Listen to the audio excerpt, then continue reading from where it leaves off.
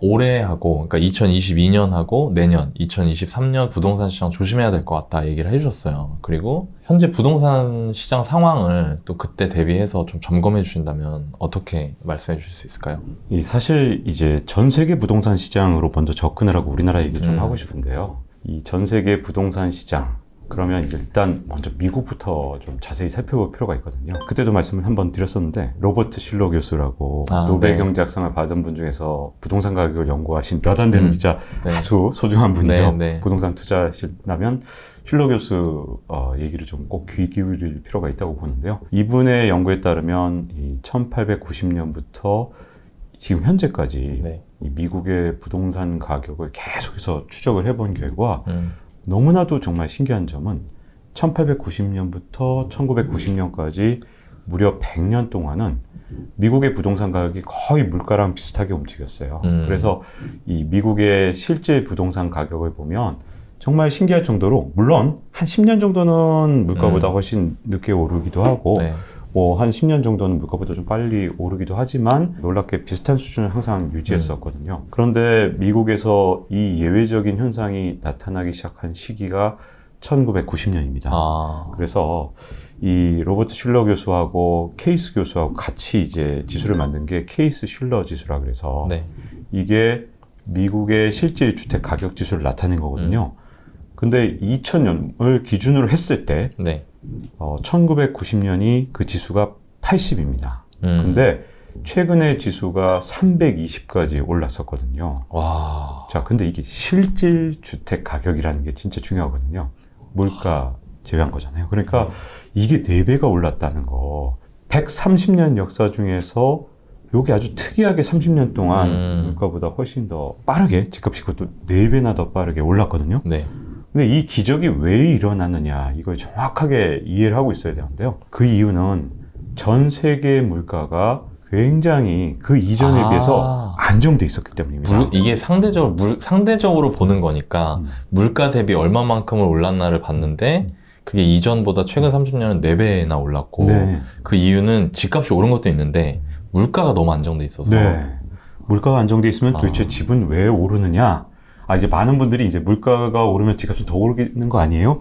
이렇게 보시는 분들도 많지만 자산 가격을 결정하는 게 물론 그런 측면도 있는 건 분명합니다. 왜냐하면 어쨌든 130년을 놓고 보면 대체로 물가만큼 오른 게 맞긴 한데 문제점은 이렇게 그렇게 100년, 200년 이렇게 가지 말고 한 30년 정도는 이게 물가가 안 오르는 게 오히려 자산 가격에 큰 도움이 됐거든요.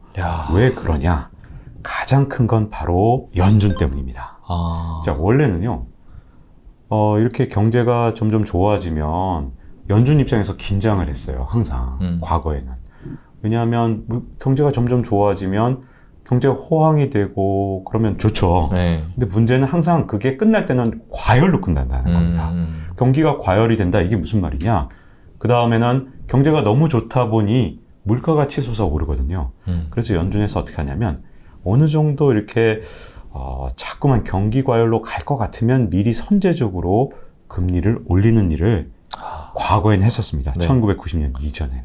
과거에. 그리고 과거에는 또 어떠했냐면 경제 위기가 와요. 막 그냥 뭐 난리가 났어요. 그러면 연준에서 이제 금리를 낮출 때 한쪽에서 뭘 걱정하냐면 내가 금리를 낮추면 혹시라도 물가가 먼저 튀면 어떡하지? 경제는 뭐 활성화시키지 못하고 물가가 먼저 뛰어오르면 스태그플레이션 오면 어떡하지? 최악인데 그거. 그렇죠. 이걸 항상 걱정을 했기 때문에 경제 위기, 경기 침체가 왔을 때 돈을 무조건 풀 수가 없었어요. 항상 신중하게 그래 약간 좀 풀어보자. 물가 튀지 않고 어떻게 경기가 살아나나? 이런 식으로 돈을 풀었지. 그냥 정말 2008년이나 2020년처럼 그냥 뭐 제로금리 만들고 야 이거 부족해?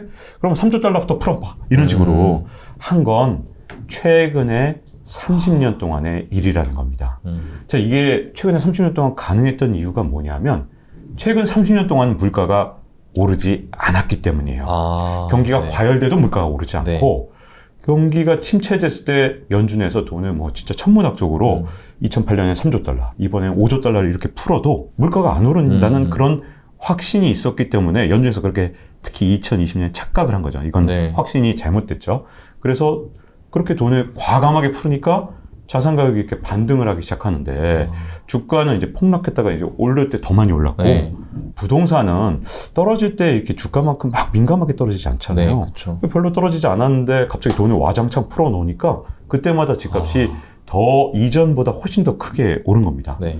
그러다 보니 지금 이제 물가보다 4배나 더 빨리 올랐던 현상이 이제는 100년, 200년 단위로 놓고 보면 결국은 균형을 찾아가야 되는 수밖에 없고요. 네. 제가 그래서 이제 2022년에 23년에 집값이 약간 이제 우려가 된다고 올해 1월 달에 말씀을 드렸던 가장 큰 이유는 연준이 이제 금리를 정상화할 수밖에 없는데 예전에 금리를 올릴 때랑 다른 점이 뭐냐? 옛날에는 이제 뭐 경제가 좋을 때 이 과열을 막기 위해서 금리를 올렸던 거예요. 네. 근데 이번에는 순수하게 인플레이션을 막기 위해서 금리를 올렸기 때문에 경제는 좋아지지 않은 상태에서 금리만 오르게 되면 이게 자산 가격에 영향을 미칠 수밖에 없고 그게 2022년과 23년에 연준이 금리를 끌어올리는 동안 집값이 영향을 받을 수밖에 없다. 이렇게 말씀드렸던 거고, 자, 이제 지금까지 미국 집값이라면, 이제 전 세계가 이제 글로벌 금융시장이 이제 하나로 움직이면서, 네.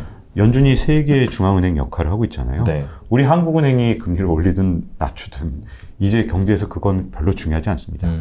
뭐, 심지어 한국은행이 금리를 진짜 하나도 안 올렸다 하더라도, 이미 시장 금리는 다 치솟아 올랐을 거예요. 근데 연준이 이렇게 금리를 올리는데 한국은행이 금리를 안 올릴 수가 없잖아요. 네. 계속 한국은행은 도대체 뭐 하냐? 이거 얘기 나오지 않습니까? 그러니까 한국은행이 물론 이제 따라서 올리면서 집값이 이제 조정기에 들어간 것도 있지만 그렇지 않았다 하더라도 이제는 미국의 금융시장에 영향을 받는 이 영향권 안에 있는 나라들은 미국 연준의 금리 인상에 다 영향을 받을 수밖에 없고 이게 문제는 이제 약간의 시차가 있기 때문에 금리를 최고치까지 올린 다음에 집값이 이제 영향을 받는 게 안타깝게도 짧게는 1년, 네. 길게는 한 3년까지도 가기 때문에 연준이 금리 인상을 멈춘 다음에도 집값은 조금 더 영향을 받을 수 있습니다. 아, 그럼 뭐 지금 아직 금리 인상이 멈춘 것도 아니기 때문에 시간적으로는 조금 더 오랜 기간 안 좋을 수 있다라고 보는 게 맞겠네요. 네, 현재로서는 네. 금리를 어디까지 올릴지도 모르니까 그렇죠. 좀 이게 약간 열어놓고 시각을 좀 갖고 있는 게 좋겠죠. 그러면 제가 지금까지 말씀하시는 거 쭉 듣다 보니까 물가 대비 많이 올랐고 뭐 이전 100년을 생각을 해보면 물가하고 비슷하게 가는 방향으로 평균을 수렴할 거기 때문에 물가 대비 많이 오른 상태에서 당분간은 장기적 우상향이 맞지 않을 수도 있다라고 보는 게 맞을까요? 이게 이제 네. 앞으로 이제 긴 시계열로 봐서 진짜 네. 100년, 200년을 보면 저는 분명히 물가하고 비슷하게 오를 것이다. 이건 우리나라 부동산 가격도 앞으로 어떤 영향을 받을지를 좀 제가 보기에는 힌트를 얻을 수 있을 것 같아요. 네. 1970년대 미국의 집값은 어떻게 됐느냐 이게 굉장히 중요한데 일단 좋은 소식부터 말씀드리면 네. 1970년대 사실 한 10년 동안 정확하게 이제 인플레이션이 처음 시작된 시점을 저는 1972년으로 보는데 인플레이션이 끝난 82년까지 10년 동안 주가는 10%가 넘게 하락하고 끝났습니다. 이게 왜 심각한 거냐면 그 당시에 물가 상승률이 높을 때는 15%까지 올랐었어요. 그러니까 물가가 그렇게 엄청나게 오르는데 1년에요? 네. 와, 1년에. 대박이다. 네, 그때 뭐 네. 80년, 81년 때 그때는 정말 엄청나게 지금보다 더한 거 아니에요? 네. 와, 장난 아니네. 네, 그런 네. 이제 물가 상승이 있었음에도 불구하고 실물이잖아요, 주가는. 그렇죠. 근데도 하락하고 끝났으니 얼마나 주식시장이 진짜 험난했는지를 보여주죠. 그리고 이게 정말 사람 애간장을 타게 만든 게 뭐냐면 그 당시에 이제 1970년대 물가가 그냥 계속 쭉 높거나 아니면 뭐 어느 정도 평균으로 계속 갔던 게 아니라 산이 3개가 있어요. 72년부터 산, 작은 언덕부터 시작해서 그 다음에 좀 큰 산이 있어요. 그러다 마지막 산은 정말 에베레스트 산처럼 네, 어마어마한 산이 왔거든요. 그 이유가 이제 그 당시에 연준이 제대로 확인 사살을 해야 되는데 확인 사살을 하지 않고 섣불리 먼저 이제 금리를 낮춘 겁니다. 잔불을 남겨놨구나. 잔불이 이제 한 2년 뒤 정도가 되면 다시 막 살아나요. 자, 이렇게 반복적으로 인플레이션이 왔을 때 주가 같은 경우는 진짜 너무너무 힘들게 좀 인플레이션이 끝난 것 같으면 막 오릅니다. 그러다가 인플레이션 그 잔불이 살아나네 하는 순간 주가가 폭락하기 시작해서 예를 들어서 1974년, 75년 같은 경우 두 번째 인플레이션 산이 생겼을 때 네. S&P 500 지수가 한 40% 떨어졌었거든요. 와. 자, 이렇게 주가만 보면 이제 앞으로 물가가 완전히 진짜 끝나서 잔불까지 제거가 된 게 확인되지 않는다 그러면 앞으로 이제 한 2, 3년 단위로 긴 주기로도 물가가 다시 오르네 하면 주가 영향을 받을 수 있고요. 요게 이제 한 두세 달 단위로도 그런 현상이 나타날 수 있기 때문에 네. 앞으로 제가 보기에는 이 물가에 대해서는 꺼진 불도 다시 보자. 이게 굉장히 중요하거든요. 아마도 물가는 피크를 치고 언젠가는 떨어지겠죠. 근데 네. 그게 1970년대 교훈으로 볼 때 계속해서 되살아나려는 그런 위험성이 있다는 건데, 자, 이제 주식보다 집은 조금 낫습니다. 그게. 그래서 그 정도로 막 변동성이 크진 않거든요. 네. 그리고 명목 가격은 부동산의 경우는 그래도 올랐습니다. 아, 그래서 신기하다. 네, 그 당시에는 어쨌든 주식하고 부동산을 비교했을 때 상대적으로 부동산이 조금 더 유리한 자산이었던 건 맞는데요. 근데 문제점은 그때와 지금이 다른 점은 1972년과 2022년에 정말 다른 점이 하나 있다면 네. 그 당시에는 부동산 가격이 그렇게 높은 상태가 아닌 상태에서 시작을 했고 이번에는 물가보다 4배나 뛰어오른 상태에서 인플레이션이 시작됐기 때문에 주의를 할 필요가 있고요. 네. 자, 그러면 우리가 아는 상식은 아니 이렇게 인플레이션이 오면 건축 자재도 오르고 그러면 당연히 집값이 오르는 게 아니냐. 그러게요. 근데 왜 네. 1970년대에 그렇게 집값도 그렇게까지 시원치 않았다는 얘기냐. 실물인데 왜 그랬냐. 가장 큰 건 인플레이션이 왔을 때 손을 놓고 있다. 그럼 당연히 집값도 실물이니까 같이 오르겠죠. 네. 근데 이번에 2022년에 보세요. 그렇게 인플레이션이 와서 미국에서 지금 제일 인플레이션 잔불이 지금 꺼지지 않는 가장 큰 이유가 바로 렌트비입니다. 우리처럼 전세제도가 아니니까 임대료가 엄청나게 올랐고 또 우리나라하고 달리 부동산 가격이 이렇게 물가 상승률 여기에 포함된 비중이 굉장히 높아요. 우리나라는 거의 집값이 물가에 들어가 있지 않아서 들어가지 않죠. 네. 통계. 네. 거의 통계에서 상당 부분 빠져 있잖아요. 네, 네. 근데 이제 미국은 이 렌트비가 전체 물가에서 차지하는 비중이 한 3분의 1 정도 되니까 이게 렌트비가 오르면 임대료가 오르면 물가 상승률을 잡을 수 없는 걸로 자꾸만 지표가 나오거든요. 그러니까 이게 참을 수가 없는 거죠. 연준에서 어떻게든 물가를 잡아야 되고 자 물가를 잡을 때 좀 단순하게 물론 네. 이렇게 단순하게 설명하면 경제학부 교수님들이 저한테 물론 비판을 하시겠지만 네. 그래도 요거는 네. 간단하게 설명해 주셔야 이해가 쉬우니까. 그렇죠. 네. 그렇게 네. 좀 양해를 드렸으면 하고요. 물가를 진짜로 잡고 싶으면 연준이 어떻게 되냐면 물가 상승률보다 기준금리를 높이면 바로 잡을 수 있습니다. 그러니까 폴 볼커 이전에 아서번즈라는 전 연준 의장이 계속 뭘 실수했냐면 제가 물가는 3번의 산이 있었다 그랬잖아요. 네. 이 산을 만드신 분이에요. 물가를 진작에 잡았어야지 왜 이걸 산을 만들어서 1970년대를 10년 동안 고통의 세월로 보내게 만들었냐 하면 그분이 1970년대 연준 의장이셨군요. 네, 맞습니다. 네네네. 그게 왜 그런 실수를 했냐. 이분도 사실은 그런 걸 다뤄본 적이 없으니까. 그쵸. 네. 뭐 일단 인플레이션 오면 금리를 끌어올리긴 올렸는데 올리고 난 다음에 막 너무 힘들다, 죽겠다 막 그러니까 빨리 금리를 낮춘 것도 있고요. 네. 또 하나는 금리를 올릴 때 충분히 올리지 않았는데 물가가 15% 올랐다. 제가 그랬잖아요. 네. 최고로 많이 올랐을 때 그때 폴 볼커 물가를 잡으신 이 연준장은 얼마까지 올렸냐? 기준금리를 20%까지 올렸습니다. 우와. 끔찍하죠. 근데 왜 그랬느냐? 제 생각은 그래요. 단순하게 물가 상승률보다 기준금리가 높으면 제가 은행에 예금을 했을 때 실제 그렇네요. 금리가 네. 제가 예금을 했는데 예를 들어 15% 물가 상승률인데 은행 예금은 한 7% 8%밖에 안 된다. 그럼 돈을 쓰는 게 유리하잖아요. 그렇죠. 그렇죠. 물론 기준금리가 바로 예금금리는 아니지만 네. 설명을 쉽게 하기 네, 위해서 네. 그냥 말씀을 드리는 겁니다. 근데 기준금리를 20%까지 끌어올리면 이거 지금 당장 오늘 쓰지 않고 조금 돈을 모아놨다가 그게 훨씬 낫죠. 네, 내일 써도 내가 큰 문제는 없겠구나라고 생각하게 될 거잖아요. 그래서 물가를 잡는데 그냥 진짜로 러프하게 말씀을 드리면 기준금리를 사실 물가보다 훨씬 더 많이 올리면 빨리 잡혀요. 네. 근데 이걸 왜 못하냐? 너무 고통스러우니까 못하는 거죠. 이제 그런데 이제 문제점은 뭐냐면 어쨌든 중요한 건 물가가 이렇게 치솟아 올랐을 때는 기준금리를 그만큼까지는 못 올리더라도 어쨌든 물가에 가깝게 지금도 미국의 물가 상승률이 뭐 8% 이렇게 왔다 갔다 네. 하니까 기준금리를 최소한 5% 올려야 되는 거 아니냐 이런 얘기가 나오잖아요. 근데 지금 이제 기준금리가 이 녹화하는 시점에서 우리가 연준에서 4%까지 올리는 상태지 네. 않습니까? 자, 그런 상황에서 이제 최대 5.5나 뭐 이렇게 얘기하는 사람들이 자꾸만 나오는 이유가 미국의 물가 상승률이 뭐 이렇게 막 5%, 6%로 이렇게 막 낮아지지 않는 상황이라면 빨리 충분히 올려야 된다고 생각하는 거고, 자, 그렇게 되면 부동산 투자에선 뭐가 되냐면 물가가 올라서 건축 자재가 오르는 그거보다 제일 먼저 주먹이 먼저인 거예요. 그 주먹이 바로 금리인 거죠.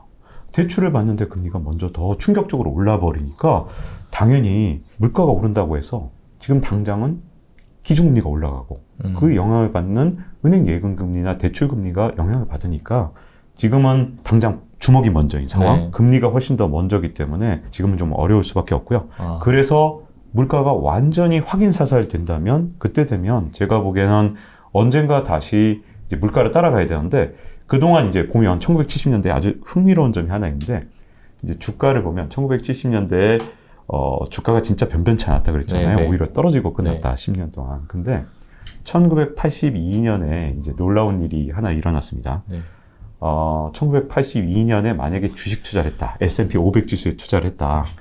그러면 2000년에 S&P 500 지수가 얼마가 올랐냐? 15배가 올랐어요. 와, 대박이었네요. 자, 이 이유가 네. 뭐냐? 간단하게 좀 이것도 좀 쉽게 설명을 좀 드리면 간단하게 일부러 축약을 한 겁니다. 제 이 볼펜이 이제 1,000원이었어요. 네. 근데 물가가 그동안 막 10%, 15% 오르는 상태로 한 10년이 지났어요. 얘가 그래서 10배가 됐다고 생각해보죠. 네. 이게 10,000원이 된 거예요. 자, 기업은 똑같은 볼펜을 만드는데 이게 명목 가격이 1,000원에서 10,000원으로 올랐는데 그동안 주가는 오히려 떨어진 상태예요. 네. 이 기업은 이제 가격 변화부터 시작해서 모든 게 10배로 올라간 거잖아요. 이 공이 기업은. 하나 더 붙었네요. 그렇죠. 네. 명목 가치는 10배가 올라간 네. 거예요. 근데 그동안은 왜 이걸 못 따라갔냐? 금리를 하도 높여대니까 못 따라가다가 물가가 완전히 확인 사살이 됐다고 생각하는 순간 이걸 갑자기 따라가야 되잖아요. 네. 그래서 한꺼번에 따라가면서 18년 동안 주가가 15배 올랐는데 이 미국 역사에서도 이게 되게 드물었고요.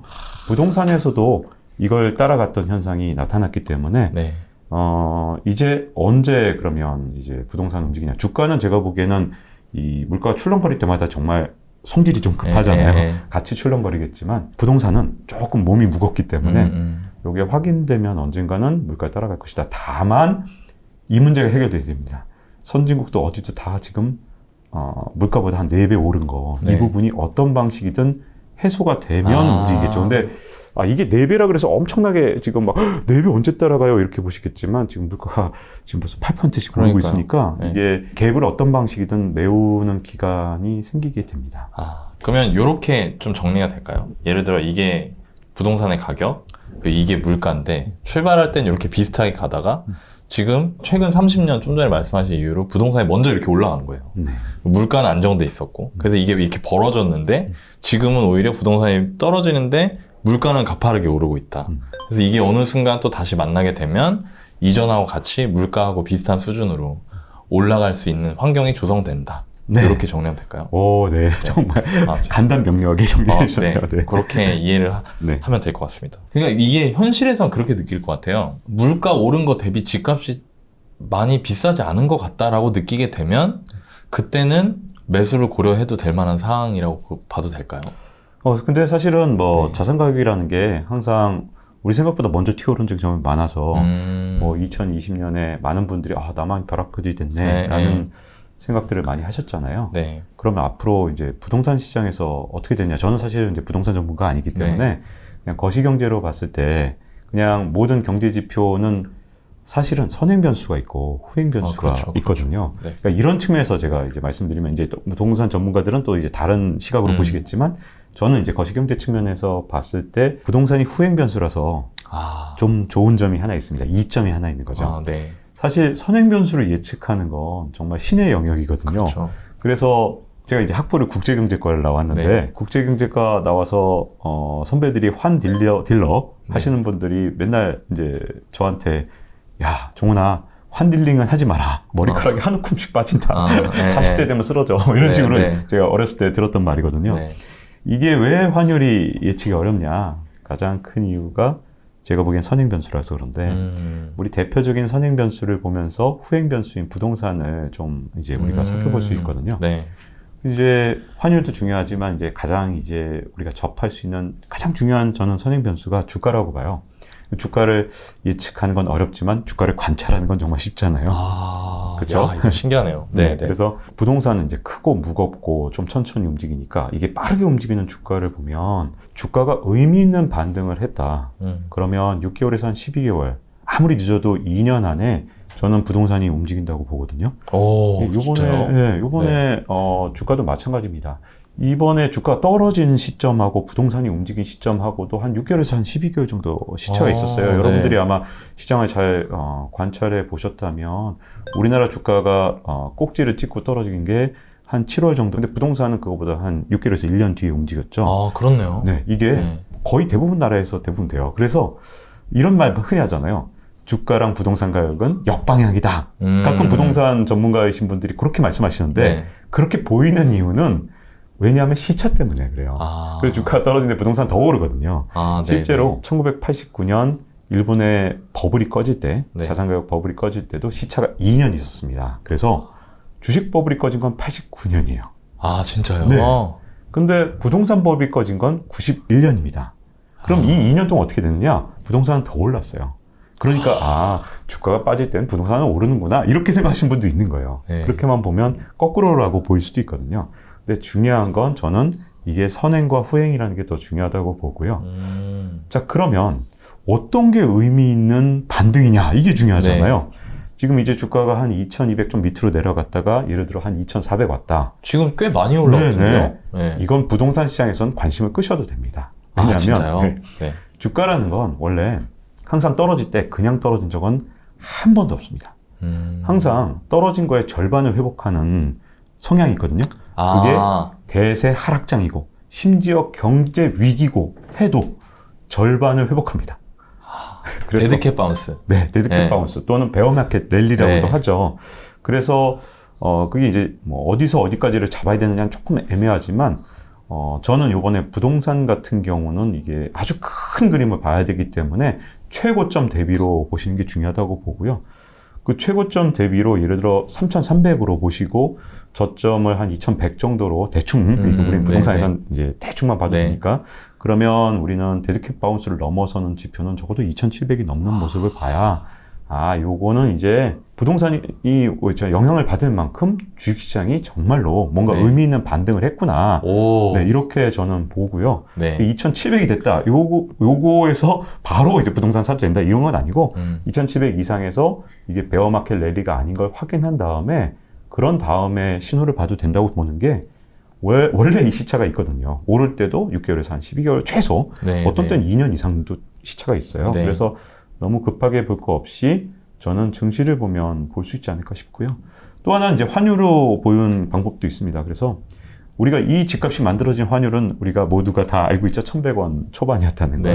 그래서 지금 환율이 이제 1,300원대로 내려오긴 했지만 이 정도로는 좀 부족하다고 보고 환율이 정말로 의미 있는 하락을 해서 1,200원 뭐 이렇게 안팎으로 내려왔다. 그러면 그 뒤에는 부동산 시장을 좀 살펴봐도 되지 않을까 그렇게 보여지는데 이제 뭐 진짜 직접적인 이제 경기 회복의 신호들이 또 있습니다. 뭐 동행 지표라는 게 있고 선행 지표, 동행 지표, 후행 지표 이런 것들인데 예를 들어 뭐 경제 성장률도 볼 수도 있고 다 볼 수 있지만 저는 그냥 우리가 흔하게 접할 수 있는 코스피 그리고 환율이면 된다고 보고요.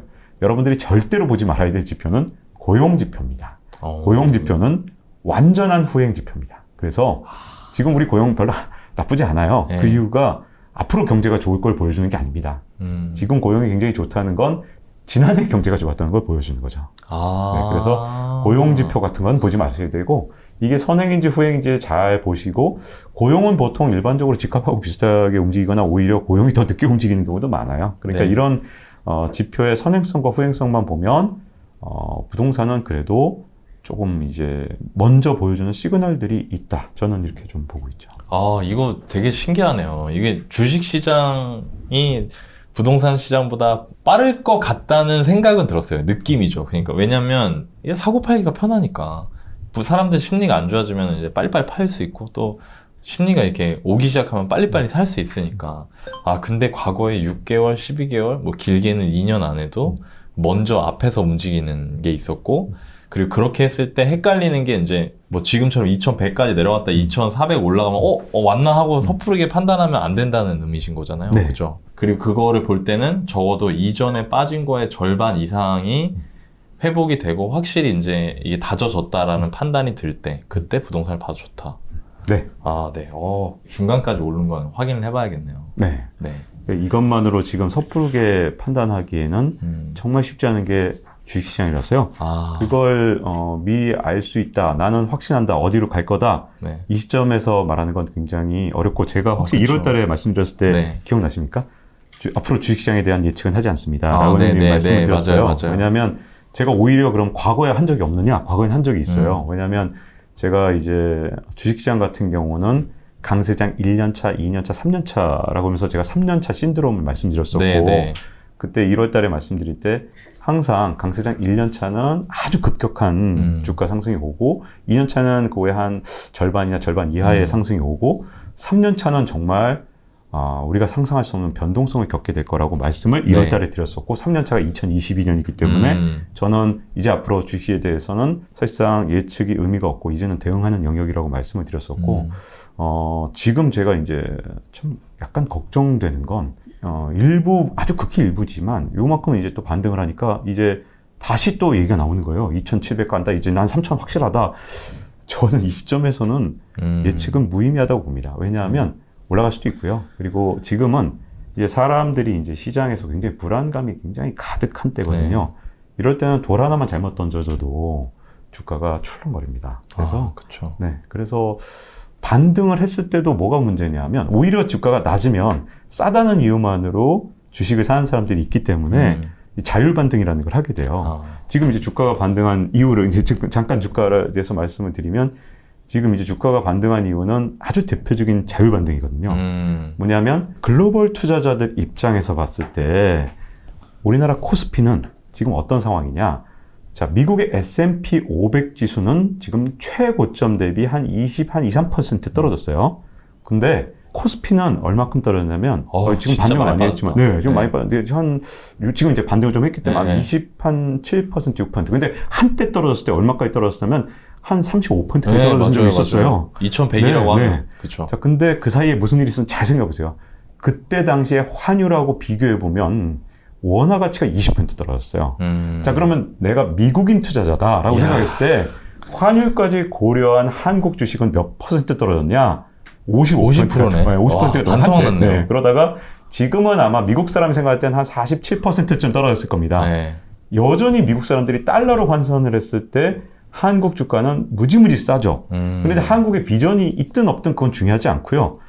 요즘에는 사람들이 다 ETF 투자를 하고 아니면 다 인덱스 펀드나 뭐 이런 데 가입을 하잖아요. 미국 사람도 마찬가지거든요.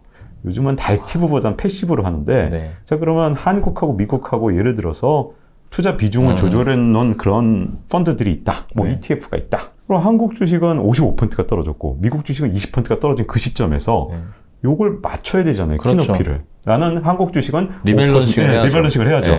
그래서 이 리밸런싱 과정이 첫 번째고 그다음 차이나런 해서 빠져나간 중국에서 돈 빠져나갔는데 그 돈이 다시 또 100% 미국으로 간 게 아니라 예를 들어 100조쯤 뺐다. 그러면 요 60조는 미국으로 가져갔어요. 대체로 지금 보면. 그러면 이 40조를 갖고 이제 신흥국들 중심으로 아직 안타깝게 우리나라가 신흥국으로 주식시장에서 분리되기 때문에 신흥국 나라들의 이걸 분배를 좀 합니다. 그러면 100조 뺀 그런 시점에서 봤을 땐 이 40조 중에 적어도 한 10조는 이거 한국에 넣자. 이렇게 되는 거죠. 왜냐하면 중국을 대신할 만한 시장으로 그런 시장들이 있는 거니까. 그래서 제 생각에는 이게 지금 이제 리밸런싱이 되고 있는 그런 과정이기 때문에 지금 그냥 단순하게 이 주가를 보고 예를 들어 부동산까지 판단한다든가 지금 여기까지 올랐으니까 한국이 최강이야 이렇게 그냥 보기에는 지금 그냥 이건 패시브인데 하면서 이게 물론 한국 시장이 아예 비전이 없으면 이 패시브라도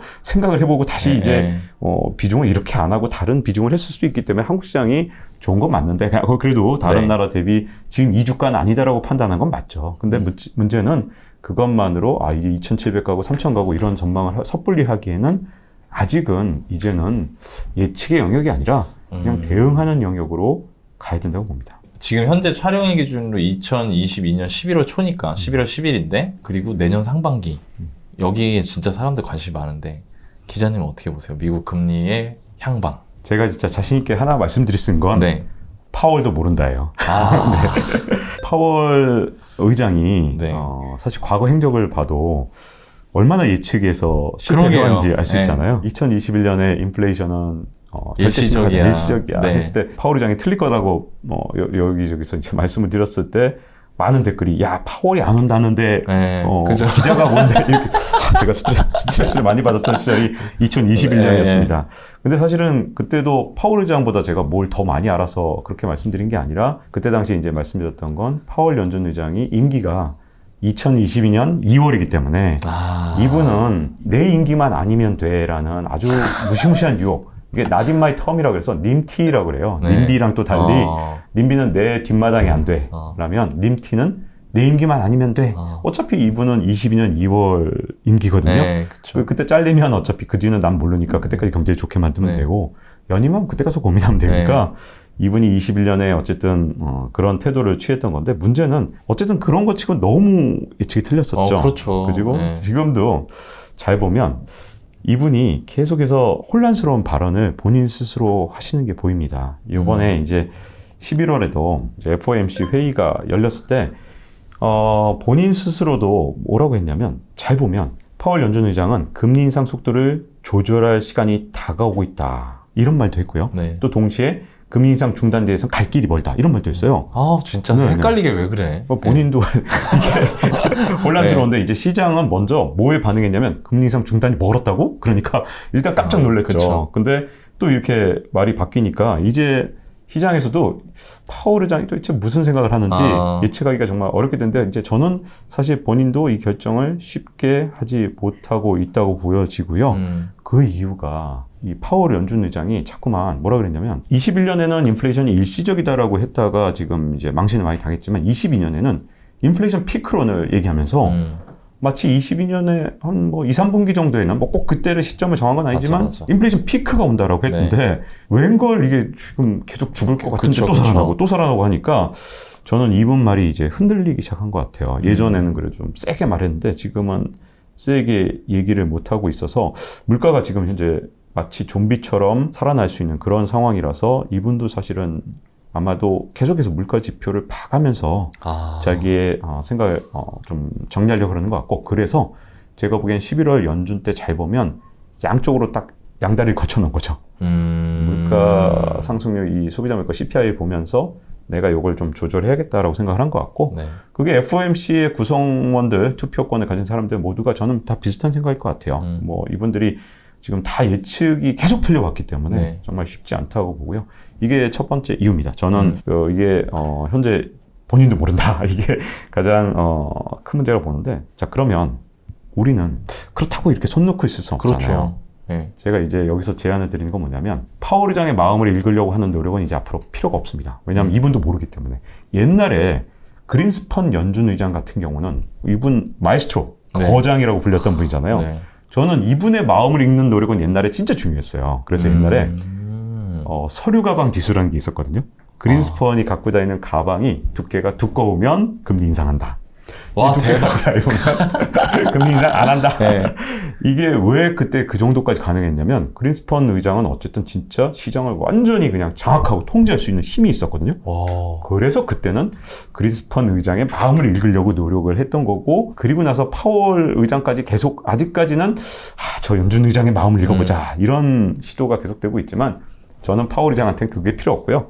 파월 의장을 둘러싼 현재의 이 파월 의장의 상황을 보면 저는 앞으로 조금 그래도 미래를 조금이나마 내다볼 수 있는 단초를 얻을 수 있을 거라고 봅니다. 그래서 파월 의장이 지금 굉장히 어려운 상황은 뭐냐면 파월 의장 입장에선 어떻게든 자기가 그래도 인플레이션 파이터를 자처했잖아요. 내가 폴 벌커 같은 사람이 되겠다고 큰 소리를 쳤습니다. 물가는 잡긴 잡아야겠죠. 근데 물가를 잡으려면 화끈하게 제일 빠르게 잡는 방법은 어마무시하게 인플레이션율보다 더 높은 수준의 기준금리를 더 올리면 되겠지만 이걸 왜 못하죠? 못하면 무섭죠. 예. 갑자기 확 죽으면 어떡합니까? 제가 봐도 그렇게 지금 올리면 워낙 지금 전 세계 자산 시장이나 이런 게 지금 너무 불안한 상태고 심지어 영국 국채 시장까지도 무너질 뻔했던 그런 상황을 보면 그렇게 금리를 올리면 지금 금융시장이 진짜 큰 문제가 생길 수 있거든요. 그래서 그렇게 올리는 게 되게 어렵죠. 일단 본인 스스로도. 그리고 경기 침체가 너무 강하게 오면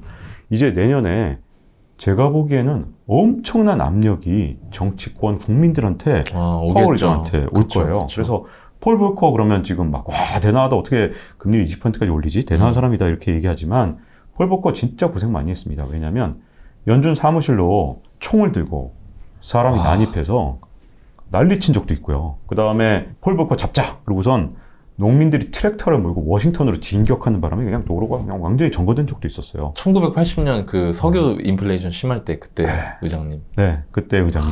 대단하시네요. 그걸 견뎌내는 게 지금의 파월이 가능하겠냐. 그것도 정말 쉽지가 않죠. 또 한 가지 이제 진짜 큰 문제가 생긴 건 뭐냐면 사실은 시장에서 갑자기 이제 연준을 만만하게 보는 일이 생기고 말았습니다. 그게 뭐냐면 바로 10월에 다른 나라도 아닌 미국의 국채 시장이 흔들리는 초유의 사태가 일어났거든요. 아, 진짜요? 네. 우리가 국채 그러면 안전한 자산이라고 생각하잖아요. 네. 뭐 우리나라 국채도 그래도 가장 안전한 자산이죠. 네. 그 나라에선. 그렇죠. 네. 근데 미국 국채는 뭐라고 부르냐면 없을 무위험 자산. 아. 위험이 아예 없다 그래서 무위험 자산이에요. 얘는 투자해서 망할 리가 없다라고 생각하는 거고 내가 이걸 팔려고 맘먹으면 언제든 누군가 사줄 것이다 라는 게 바로 미국의 국채입니다. 근데 10월 달에 이게 갑자기 국채 시장이 막 요동을 친 거예요. 마치 영국 국채 시장이나 우리나라 최근에 레고랜드 사태 이후에 우리나라도 좀 막 신용 리스크가 있었죠. 네, 근데 10월 달에 미국 국채 시장이 흔들리니까 옐런 재무부 장관이 국채 시장 어떻게든 이게 유동성 문제가 있는지 내가 살펴보겠다. 이런 말을 뭐 10월 12일에도 하고 21일에도 하고 계속 하거든요. 그 범인이 누구냐? 네. 범인이 일본이었습니다.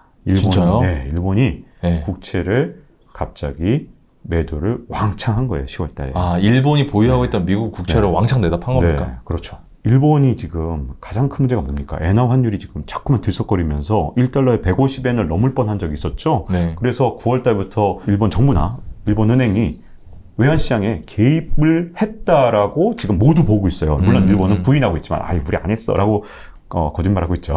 그러면 개입을 한다는 게 무슨 말이냐면 외환시장에다가 달러를 풀어야 돼요. 갖고 있는 달러를 팔아야 됩니다. 근데 현금으로 들고 있겠습니까? 이거 돈 낭비잖아요. 이거 뭘로 들고 있겠어요? 채권으로. 가장 안전한 무위험 자산? 국채로. 미국 국채로. 그래서 이 미국 국채를 팔아야 실탄을 마련하죠. 달러를. 네. 바로 달러. 실탄을 마련하는데 9월 달부터 했는데 처음에는 갖고 있던 돈이 좀 있었겠죠. 왜냐하면 우리나라 한국은행도 그렇고 일본은행도 그렇고 현금 달러도 갖고 있습니다. 그렇죠. 보유고가 있으니까. 네. 근데 먼저 이걸 일단 실탄을 쓴 거예요. 그런 다음에 10월 달에 일단 실탄 다 떨어졌네. 탄알 보충. 그럼 어떻게 돼요? 미국 국채를 팔아야죠. 그래서 10월에 집중적으로 팔았을 거라고 보여지는데 이게 미국 국채 시장이 그 튼튼하던 시장. 정말 글로벌 금융위기 때 기억나세요? 금융위기 어느 나라에서 났습니까? 미국에서. 근데 미국이 금융위기가 일어났는데 돈을 들고 있으면 다 뭘 샀냐 사람들이? 미국 국채를 샀어요. 이거 약간 좀 제정신인 것처럼 보였지만 그러니까 그만큼 무위험 자산이었던 미국 국채. 진짜 글로벌 금융위기가 미국에서 일어났는데도 사는 그 미국 국채 시장에 지금 어마어마한 균열이 일어났어요. 왜 그러냐? 여러분 이게 진짜 중요한 게 바로 그거예요. 물건에도 값이 있고 다 값이 있잖아요. 볼펜에도 값이 있죠. 근데 우리가 돈에도 값이 있습니다. 돈에도 값이 있어요. 돈의 값은 뭘까요? 바로 금리. 그렇죠. 자, 지난 30여 년 동안 물건값만 엄청 싸졌던 게 아니라 그동안 이제 디플레, 전 세계적으로 인플레가 사라지면서 전 세계적으로 물건값이 다 싸진 현상이 한 30여 년 동안 계속했죠. 우리나라 얘기는 꼭 아닙니다. 전 세계적으로 선진국 중심으로 그렇다는 겁니다. 자, 그런데 돈값도 지난 30여 년 동안 진짜 끊임없이 싸졌어요. 얼마나 싸졌냐? 예를 들어서 뭐 10년 만기 미국 국채, 이게 거의 전 세계 금리의 기준이 되는데 이게 1980년대 초반에는 15.5%였는데 이게 2020년에 어디까지 내려갔었냐면 0.54까지 내려갔습니다. 대충 해서 이게 한 30분의 1토막이 난 거잖아요. 그러면 자, 이게 돈의 값, 이 돈은 모든 자산 시장의 어떤 가치를 나타내는 기준이다 보니까 이 돈의 값이 변하면 자산 가격이 막 다 같이 들썩거리는 거죠. 같은 건물, 예를 들어 이제 여기 이제 부동산 투자하신 분들이 많으니까 임대료가 똑같이 1,000만 원인 그런 건물을 갖고 있다고 생각을 해보세요. 근데 그게 예를 들어서 그냥 예를 드는 겁니다. 5억 원에 거래가 되고 있었는데 예를 들어 금리가 반토막이 나면 다른 조건이 모두 똑같다면 얘를 한 15억에 사도 되는 거잖아요. 그렇죠. 그죠? 근데 이게 금리가 30분의 1 토막이 났다. 시장의 기준이 되는 금리가. 그러면 자산 가격이 한 10배 또는 뭐 30배까지, 뭐 최대는 30배까지 올라도 우리가 설명이 되는 거죠. 그래서 우리가 부동산 가격이 이렇게 많이 올라도 그럴만해, 충분히 납득이 돼 하는 상황이 됐는데 그 10년 만기 국채 금리가 0.54에서 지금 4%까지 올랐습니다. 그러면 거의 7, 8배가 오른 거잖아요. 그러니까 분명히 이건 시장에 충격을 줄 수밖에 없죠. 더군다나 또 다른 시장의 기준이 금리가 되는 게 2년 만기 국채, 미국 국채 금리인데 이건 2020년에 0.1까지 갔다가 지금 4.6입니다. 이 녹화하고 있는 시점에 아침에 4.6이니까 46배가 오른 거죠. 그렇네요. 엄청 올랐네요. 배수로. 그러니까 이게 물론 배수, 왜 배수를 갑자기 따지지? 근데 금리는 이렇게 얼마나 몇 %가 올랐냐도 되게 중요한데 이번엔 배수로 올라버리니까 이런 일이 흔한 일은 아니에요. 우리 인류 역사에서 한 2년 만에 금리가 46배 이렇게 오르는 일은 정말 드문 일이거든요. 자, 그러면 제가 이제 역사 얘기를 했잖아요. 자, 이제 다시 돌아가 볼게요. 왜 30여 년 동안 금리가 내려가기만 했을까요? 왜 내려가기만 하고 그래서 덕분에 자산 가격이 이렇게 막 폭등을 하는데 도움이 막 진짜 연료를 태운 거죠. 제일 중요한 거 한 개를 말씀드릴까 하는데요. 물론 이렇게 금리가 낮아진 데에는 성장률이 하락한 것도 있고 고령화됐다는 이유도 예로 드는 사람도 있고 뭐 여러 사람들의 설명이 있습니다. 경제학적으로는 사실은 다른 건 별로 이제 금리 낮아지는데 크게 얘기 안 하지만 경제 성장률이 떨어지면 실질 금리가 떨어지는 건 경제학적으로 맞아요. 근데 이제 보통 이제 부동산 투자에 관심 많으신 분들은 그 얘기만 하고 끝내버리더라고요. 그러니까 뭐냐면 실질 금리는 영원히 낮아질 거다. 왜냐하면 성장률이 계속 떨어지고 있지 않냐. 이 부분만 보시는데 경제학에서 금리가 결정되는데 또 다른 굉장히 중요한 점이 또 하나 있습니다. 요건 설명 잘 안 하시더라고요. 또 하나 더 있어요. 뭐냐면 돈도 결국은 시장에서 거래되는 거고 그 금리라는 건 결국은 역시 수요와 공급으로 결정되지 않겠습니까? 돈의 수요와 공급으로. 돈의 공급이 많으면 돈의 값은 떨어지죠.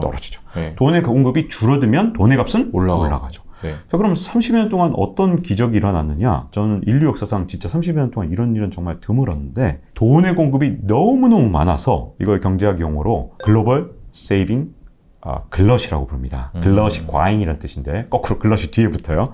그래서 세계적인 과잉 저축 현상이 일어났고 이게 금리를 낮추는데 가장 큰 역할을 했습니다. 만약에 성장률이 떨어진 것만으로 금리가 하락했다면 금리 예측을 이제 경제학자들의 무덤이라고 부르지 않았겠죠. 왜냐하면 이 얘기를 왜 말씀드리냐면 성장률을 대충 이렇게 어떤 경제학적으로 금리 예측하는 공식들이 있어서 모형들로 금리 예측을 하면 매번 틀려요. 금리 예측보다 항상 훨씬 많이 떨어져 왔어요. 그동안 30년 동안. 왜냐하면 과잉저축이 가장 큰 원인이었기 때문이라고 저는 생각을 하고요. 자, 그럼 과잉저축의 주체가 누구였냐? 바로 1980년대부터 한 2000년 정도까지는 베이비붐 세대입니다. 선진국의 베이비붐 세대. 왜 이 사람들이 저축을 많이 할 수 있었냐면 1946년부터 64년까지 태어난 미국인들, 유럽 사람들인데 이때 미국 경제가 너무 좋았거든요. 그러니까 소득도 너무 많았고 돈을 벌 기회도 많은데다가 자산 가격이 계속 올랐기 때문에 엄청난 돈을 쌓아놨어요. 그래서 제가 이제 미국에서 한 1년 정도 객원 연구원 생활을 했었는데 스포츠카 타고 이렇게 쫙 가시면 대부분 백발이세요. 미국에서. 왜냐하면 65세 이상 고령층이 미국의 전체 자산의 80% 이상을 갖고 있습니다. 연구에 따라서는 85%를 갖고 있다는 얘기도 있어요. 지금 현재요? 그러니까 이분들이 저축을 엄청나게 하면서 이 돈의 공급, 이분들이 저축한 게 전부 다 돈의 공급이 된 거니까 자금시장에서 돈이 막 풍부하게 공급이 된 거죠. 근데 이분들이 2000년 넘어가면서는 은퇴를 시작했을 거 아니에요? 그럼 모아둔 돈을 쓰기 시작했을 거 아니에요? 근데 2000년부터는 또 다른 공급처가 생겼습니다. 이제는 글로벌 과잉저축이잖아요. 글로벌. 다른 나라에서 들어왔어요. 어느 나라겠습니까? 정말 저축을 많이 한 나라? 우리나라? 아닙니다. 우리나라 인구 규모가 중국이죠. 우리나라로는 인구 규모가 안 돼서 우리도 저축을 많이 했지만 그 당시에 중국은 사람이 많으니까. 중국이 인구가 뭐 14억 명 숫자가 또 저축률이 아니 근데 여기 저축률이 진짜 인류 역사상 이것도 진짜 드물었을 거예요. 네. 저축률이 49% 정도 되는데 보통 개도국은 저축을 잘 못해요. 네. 근데 중국 사람들은 돈만 벌면 저축을 했습니다. 왜 저축을 이렇게 많이 했냐면 야. 부동산 가격이 너무 빨리 치솟아 오르니까.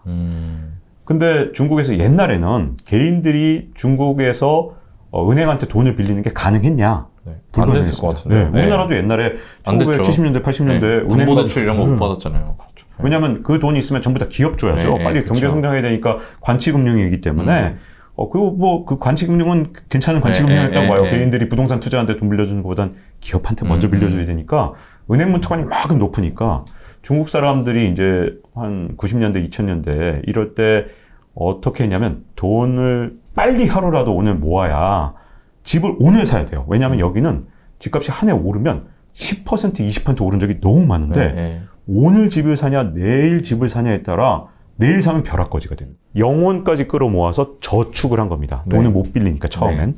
그래서 저축을 엄청나게 했고 이렇게 저축된 게 세계화 과정을 통해서 자본시장이 하나로 통합이 되니까 중국인들의 저축이 전 세계 선진국에 다 흘러들어가서 그 나라 국채 사주고 회사채 사주고 이렇게 튼튼했었는데 이제 첫 번째는 뭐냐면 중국인들의 저축률이 2010년을 경계로 해서 총 저축률이 떨어지기 시작했고요. 네. 그러다 코로나 때문에 살짝 올라가긴 했지만 제가 보기엔 이제 앞으로 계속 떨어질 겁니다. 중국도 고령하니까 모아둔 돈 써야죠. 네. 그리고 두 번째 문제점은 중국의 생산 가능 인구나 도시화율이 떨어지면서 옛날만큼 이렇게 풍부한 노동력이 공급되지 않기 때문에 어떤 방식이든 이제 총 저축률은 떨어질 수밖에 없고요. 네. 더 큰 문제가 있어요. 패권 전쟁. 패권 음. 전쟁을 하는데 이번에 러시아하고 우크라이나하고 전쟁이 일어나니까 가장 먼저 한 게 미국에서 러시아 자산을 다 전부 다 압류해버렸잖아요. 네. 그러니까 중국이 이제 미국하고 패권 전쟁 제대로 붙으면 이럴 때 대만 침공 얘기도 나오는데 그러면 다 돈 뺏길 거 아니에요. 네. 그러니까 지금 기회만 있으면 미국 국채를 팔아버려서 원래 오바마 대통령 때 미국 국채를 중국이 얼마 들고 있었냐면 1조 3천억 달러를 들고 있었습니다. 1.3조 달러. 네. 근데 지금은 9천억 달러대로 줄어들었어요. 아, 많이 팔았네요. 네, 많이 팔았죠. 이게 근데 옛날 오바마 때 많이 판 게 아니고 지금 갑자기 더 빨리 팔고 있어요.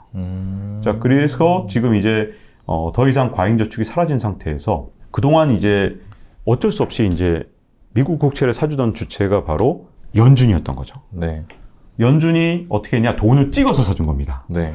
근데 이제 그것도 안 되게 됐죠. 왜? 돈을 더 찍어서 만약에 미국 국채를 만약에 사게 되면 돈이 시중에 더 많이 풀리니까 물가가 올라가잖아요. 네. 이것도 안 돼요. 근데 지금 그러면 미국 국채를 사줄 연준도 지금 작동이 안 되고 중국도 작동이 안 되는데 일본이 갑자기 올해 미국 국채를 팔아 제끼기 시작한 거예요.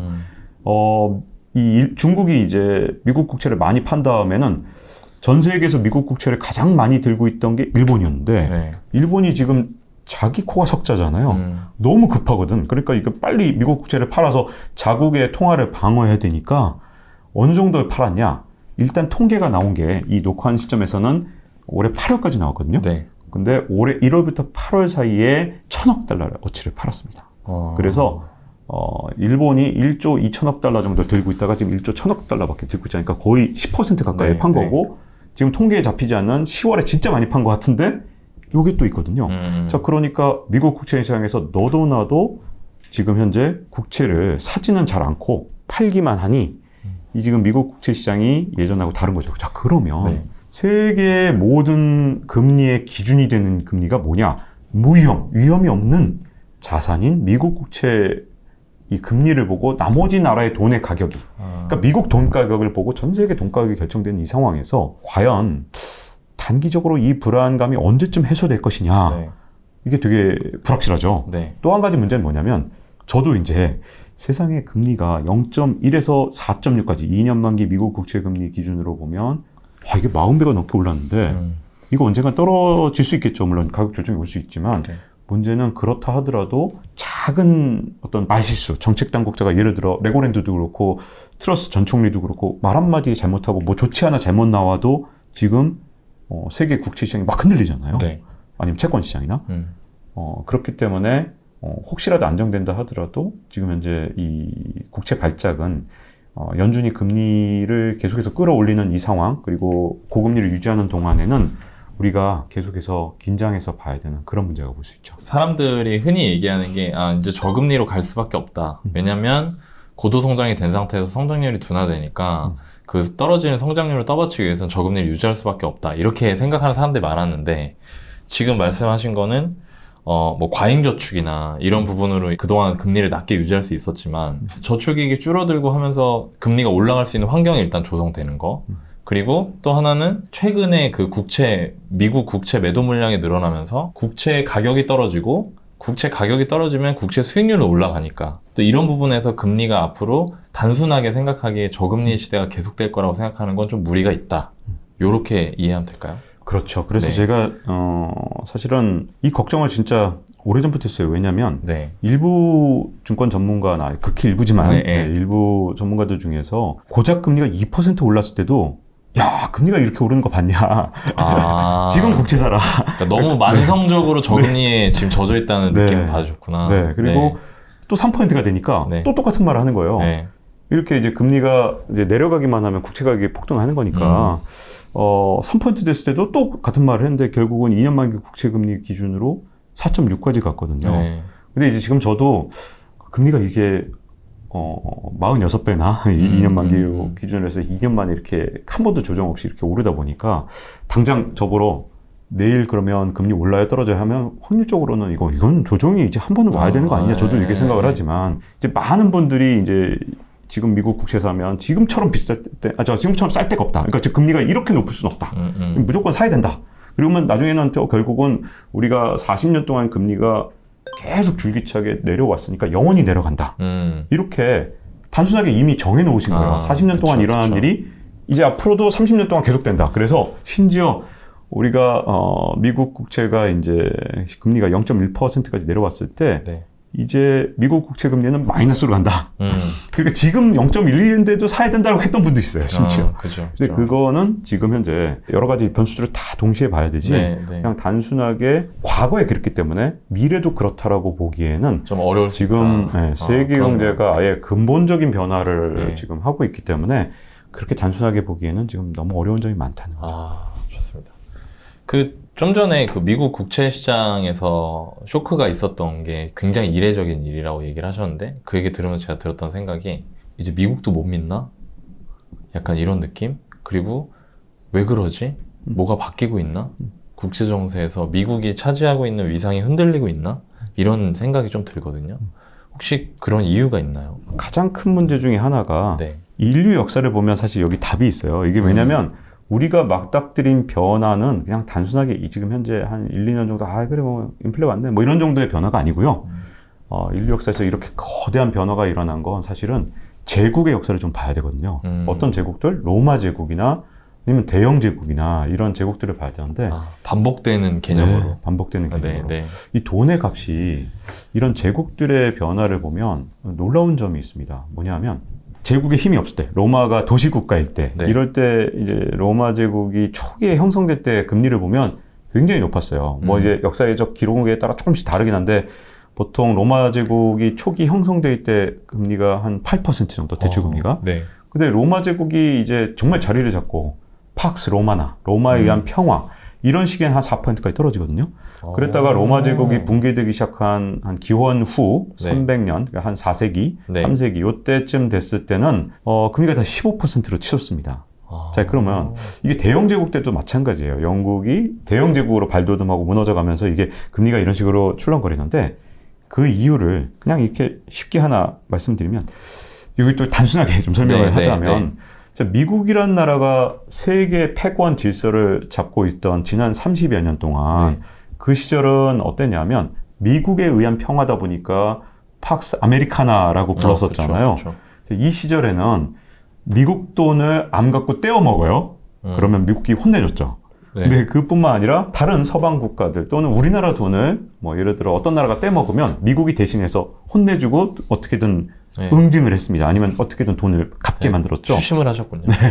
대표적으로 일종의 서방 국가의 눈에 완전히 눈밖에 난 나라 대표적으로 베네수엘라나 이런 나라들 보면 진짜 감히 국유화를 해? 내 자산이었는데 뭐 이런 느낌이 들면 어떻게 하느냐 미국이 철저하게 응징해서 베네수엘라가 지금도 경제가 참혹하게 진짜 참혹하죠. 너무너무 힘들죠. 근데 베네수엘라가 저렇게 어려워진 이유가 여러 가지가 있지만 가장 중요한 이유는 미국한테 정말 제대로 응징을 당해서 그렇거든요.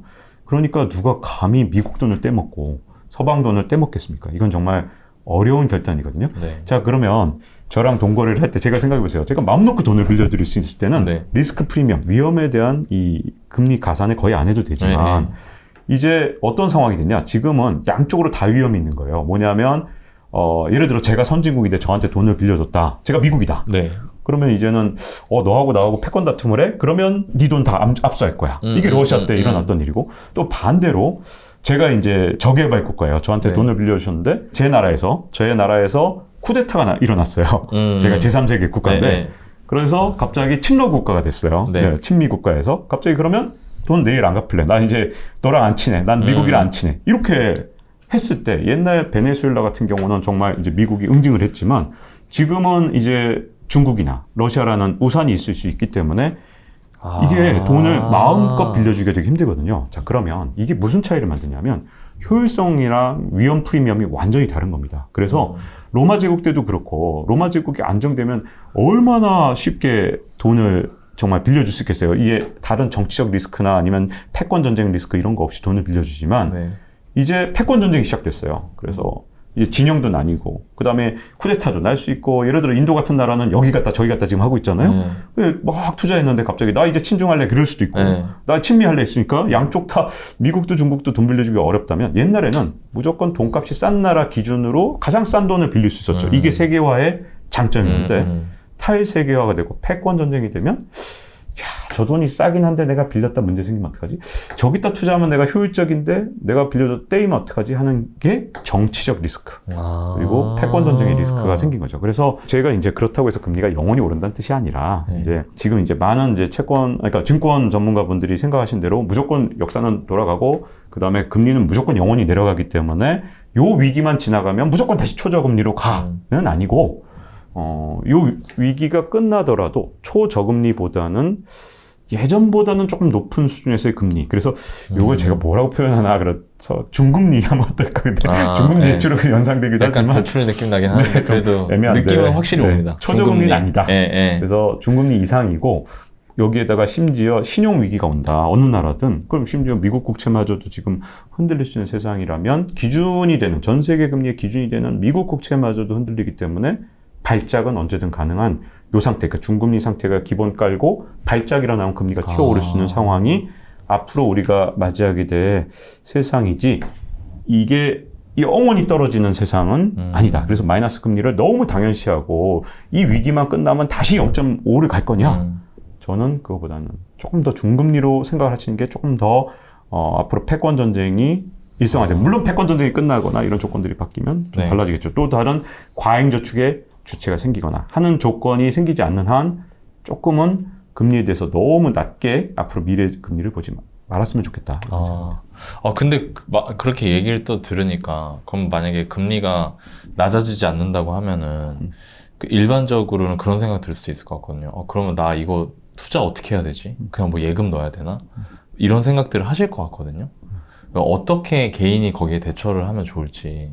사실은 이제 발작이 언제든 계속될 수 있는 상황. 지금 금융시장에서는 지금 수급 불균형이 확실합니다. 돈의 수급 불균형. 자, 물건의 수급 불균형 우리가 요번에 겪어봤잖아요. 네. 요번에 코로나19 위기 때 글로벌 공급망에서 갑자기 예전에는 적기 공급이 가능해서 언제든 주문하면 차는 살 수 있는 거. 뭘 주문하면 내일 우리가 이제 배달이 내일 새벽에 오던 세상에서 이제 막 생산 차질을 빚으면서 차 주문하면 요즘 8개월 걸리고 1년 걸리고. 맞아요. 돈도 그런 세상이 올 수 있어요. 지금 돈 당장 구하기가 너무 힘드니까. 맞습니다. 그래서 사실은 제가 이거를 제가 한 6개월 전에 벌써 6개월 된 것 같은데 모 유튜브에 나가서 여러분 인플레이션 때 돈이 쓰레기가 되니까 돈은 다 갖다 버리고 빨리 실물을 사셔야 됩니다. 란 말에 속지 마시라고. 이건 그건 진짜 아니죠. 네. 근데 6개월 전에 그 말씀을 드렸을 때는 설마 이게 댓글이 더 많았는데 지금은 이제 그게 이제 좀 많이 바뀐 것 같아요. 레이 달리오 헤지 펀드 이제 정말 제왕이라고 불렸던 이분도 예전에는 현금이 쓰레기라고 그랬잖아요. 네. 근데 최근에 10월 초에 본인이 주식이 트위터에서 쓰레기라고 하지 않나요? 네. 네. 뭐라 그랬냐면 이분이 계속 말이 바뀌어요. 현금은 쓰레기다, 주식은 더 쓰레기다. 이렇게 말했다가 네, 그 다음에 그걸 올 초에 그렇게 말했었어요. 그 다음에 10월 달에는 말을 좀 바꿔서 현금은 더 이상 쓰레기가 아니다. 자, 그래서 이제는 포트폴리오에 현금이 일정 비중이 꼭 돼야 된다고 보거든요. 그리고 주식시장은 이제 더 이상 예측이 정말 어려운 시장이라고 제가 말씀드렸기 때문에 일정 비중을 그냥 유지하는 게 거나 아니면 시차를 두고 계속 들어가야지 자꾸 섣불리 예측하는 사람들의 말을 너무 왜냐하면 지금은 진짜 한치 앞도 모릅니다. 왜냐하면 그렇죠. 네, 지금 보세요. 저 세계적인 거장들이 지금 딱 반반 갈려 있어요. 지금 이거 데드캣 바운스다라고 보는 사람들하고 아니라고 하는 사람들하고 반반 갈려 있으면 거장이 몰라요, 거장이. 그래서 지금 보면 그 잘났다는 정말 뛰어난 사람들, 우리가 어떻게 이걸 감히 예측을 할 수 있겠어요. 그래서 제 생각에는 이제는 포트폴리오를 단단하게 딱 구성해 놓고 요걸 대비를 해야 되고, 그리고 그렇지 않다면 앞으로 주식을 이제 하나도 없는데 이제부터 산다면 적어도 3년에서 한 5년, 또 저 MZ세대라면 전 10년이 더 좋다고 보는데 네. 3년, 5년, 10년 이렇게 시차적으로 들어가야 되는데 이 과정에서 반드시 필요한 게 레이 달리오가 말한 대로 현금은 더 이상 쓰레기가 아니기 때문에 인플레이션이 된다고 현금이 휴지가 되는 게 아닙니다. 왜냐하면 원래 금리는 어떻게 결정? 그 돈을 갖다가 우리가 현금으로 두고 있지 않잖아요. 네. 중앙은행조차 예를 들어 한국은행조차 달러를 갖고 있으면 이걸 갖고 뭐 미국 국채를 사든 뭐든 다 들고 있지 현금이 아니란 말입니다. 네. 그러니까 제가 보기에는 이게 금리라는 건 이 명목금리는 실질 금리에다가 기대 인플레이션을 더한 거거든요. 네. 근데 처음에는 물가가 막 치솟아 오르고 기대 인플레이션이 못 따라가지만 나중 가면 얼추 비슷해져요. 결국 그러니까 우리가 은행에서 받게 되는 금리는 어떻게든 이제 기대 인플레이션이 감안되기 때문에 너무 현금을 쓰레기라고 생각해서 공포 마케팅에 특별히 속을 필요 없이 비중을 좀 유지하고 현금을 충분히 좀 확보해서 단단한 일종의 뭐 좀 방탄 기능이 방탄 포트폴리오 이런 느낌으로 뭐 30대 뭐 이렇게 이런 식으로 원자재도 여기 포함하고 뭐 일부 하는 그런 방식으로 현금 보유를 해야겠네요. 일단 현금 보유를 하면서 상황을 봐야겠다. 더 이상 옛날 완전 초저금리 시대처럼 현금 들고 있는 게 무조건 손해인 상황은 아니다. 네. 이렇게 정리하면 될 것 같습니다. 미국 중국 얘기가 나왔는데 또 미국 중국 얘기를 한번 해봐야 될 것 같아요. 요즘 상황이 이 두 나라 왜 이렇게 싸우는 겁니까 도대체? 일단 네. 앞으로 세계 경제를 누가 주도하느냐 이 싸움은 제가 보기에는 인류 역사에서 한 번도 끊인 적이 없어요. 네, 그건 뭐 싸울 수밖에 없는 거죠. 네. 왜냐하면 winner takes all 이래갖고 승자 독식이잖아요. 네, 실제로 미국이 지난 30여 년 동안 세계 경제를 다 독식을 하면서 그야말로 미국의 최고의 수출품 중에 하나로 꼽는 게 우리가 아이폰보다 더 엄청난 수출품 있잖아요. 달러는 한 100원에 찍어서 지금 우리 환율로 한 14만 원 정도에 팔 수 있는 거잖아요. 그래서 이런 엄청난 특권 그걸 통해서 정말 마음껏 자기가 사고 싶은 물건 다 살 수 있고 그걸로 자기들은 별로 생산도 하지 않고 다른 나라에서 값싼 물건들을 마음껏 누릴 수 있는 어마어마한 이 힘은 전부 패권 전쟁의 승자였기 때문이거든요. 근데 그 패권 전쟁이 사실은 미국이 진짜 힘겨운 싸움 끝에 승리를 해서 얻어낸 겁니다. 네. 언제 싸웠냐? 지금 이제 하도 미국이 강하니까 우리가 많이들 잊고 계신 거. 바로 미국과 소련이 그 싸웠던 1970년대, 80년대 냉전이라든가 뭐 60년대 시작된 그리고 그뿐만 아니라 1980년대에는 일본하고도 그렇게 싸웠단 말이죠. 그렇네요. 네, 경제 패권 전쟁 하면서. 근데 이걸 미국이란 나라가 정말 치밀한 전략과 그 다음에 갖고 있는 자원이 워낙 많고 잠재력이 있기 때문에 이겼고 1991년이 저는 미국이 그 승리를 맛본 그 아주 중요한 해라고 생각하는데요. 1991년에 바로 소련이 붕괴됐습니다. 그리고 그 잘 나가던 일본 경제가 부동산 버블 붕괴. 주식은 89년이지만 부동산이 91년에 붕괴되면서 진짜로 무너졌거든요. 나락으로 갔죠, 나락으로. 네, 나락으로. 진짜. 그래서 91년 이후에 미국이 그걸 모두 장악하니까 지금 어마어마한 걸 누릴 수 있도록 된 거거든요.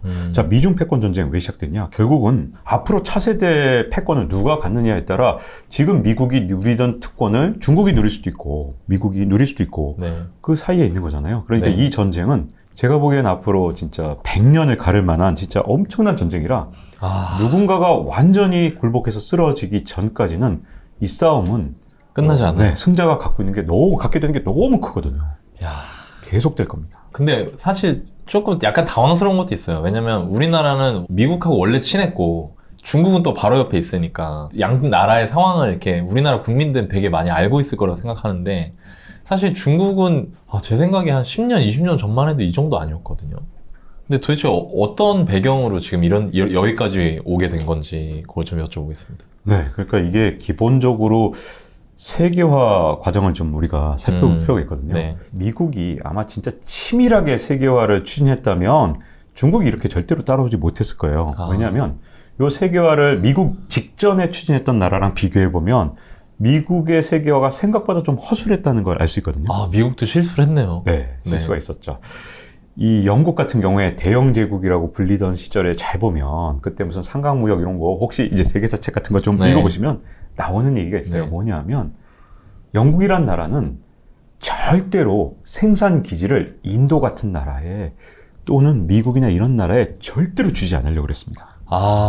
그래서 인도의 공장이 아직도 제대로 된 게 없는 이유는 오랜 영국의 식민지 생활 기간 동안 생산 설비 하나 안 만들어줬고 더 중요한 건 그 국가의 고유의 자본이 형성되는 걸 철저하게 막아왔다는 거예요. 근데 그거에 비해서 미국은 뭐 이렇게 어떻게 표현하는지 뭐 좀 따르겠지만 관대한 세계화. 저는 이제 굉장히 관대한 세계화였다. 왜냐하면 자기들의 핵심 공장을 중국으로 옮기도록 세계화를 했고 그 과정에서 심지어 첨단 공장까지 옮겼는데요. 제가 사실은 지금으로부터 20년 전에 중국 취재를 갔다 진짜 깜짝 놀란 게 있습니다. 왜냐하면 당시에 중국이 이제 해외 자본을 유치할 때 조인트 벤처를 하면서 너무 황당한 조건을 내거는 거예요. 그때만 해도 중국이 뭐 지금보다도 훨씬 못한 저개발국가 간신히 벗어난 상태인데 이 미국이나 또는 서방 국가랑 대등하게 협상을 하면서 조건이 뭐냐? 첨단 기업을 중국 땅에 공장을 지으려면 전체 주식의 50% 플러스 한 주를 중국 자본이 가져야만 그 조인트 벤처를 허가를 내줍니다. 이거 저 회사 다닐 때 제가 중국 출장한 적 있거든요. 그게 걔네 유한공사 이렇게 붙이더라고요.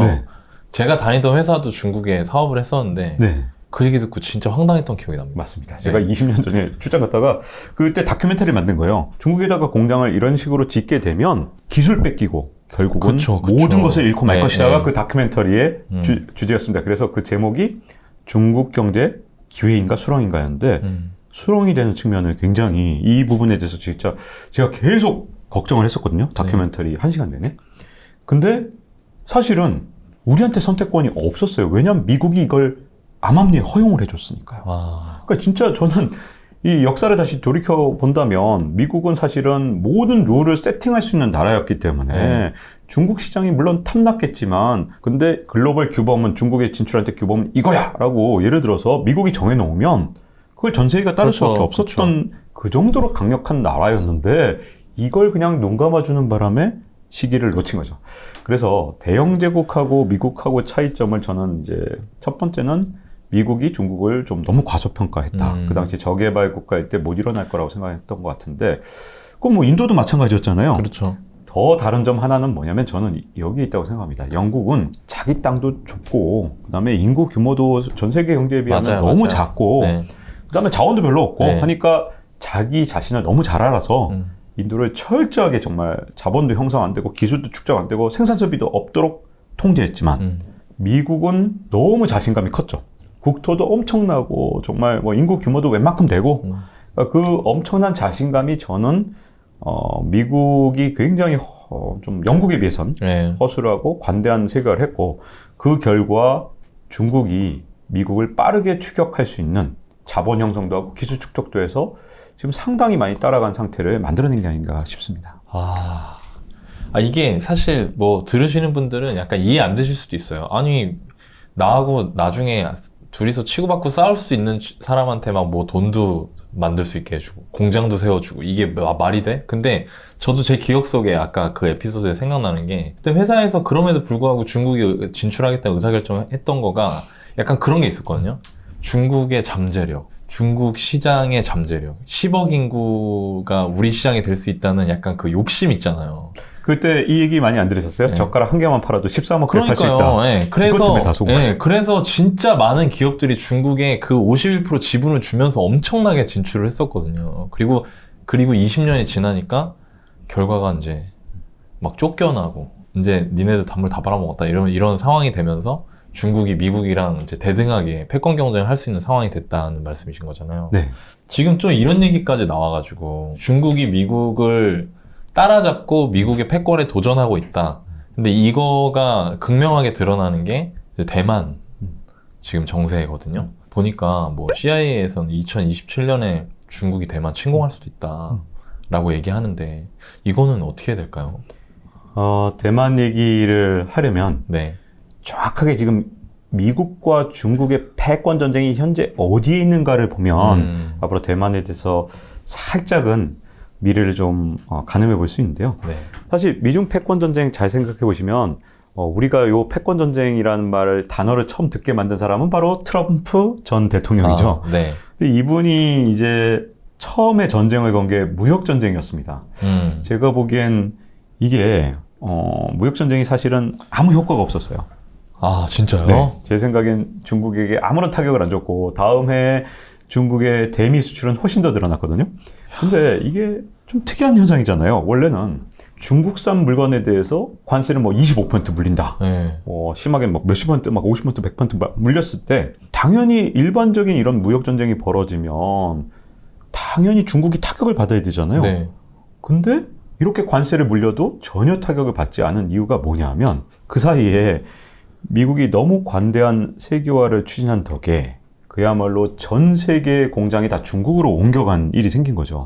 그 사실을 우리가 몰랐다가 코로나19 터지니까 유럽에선 마스크 하나 또는 뭐 주사기 하나 뭐 심지어 방역복 만들 하나 수가 없어. 네.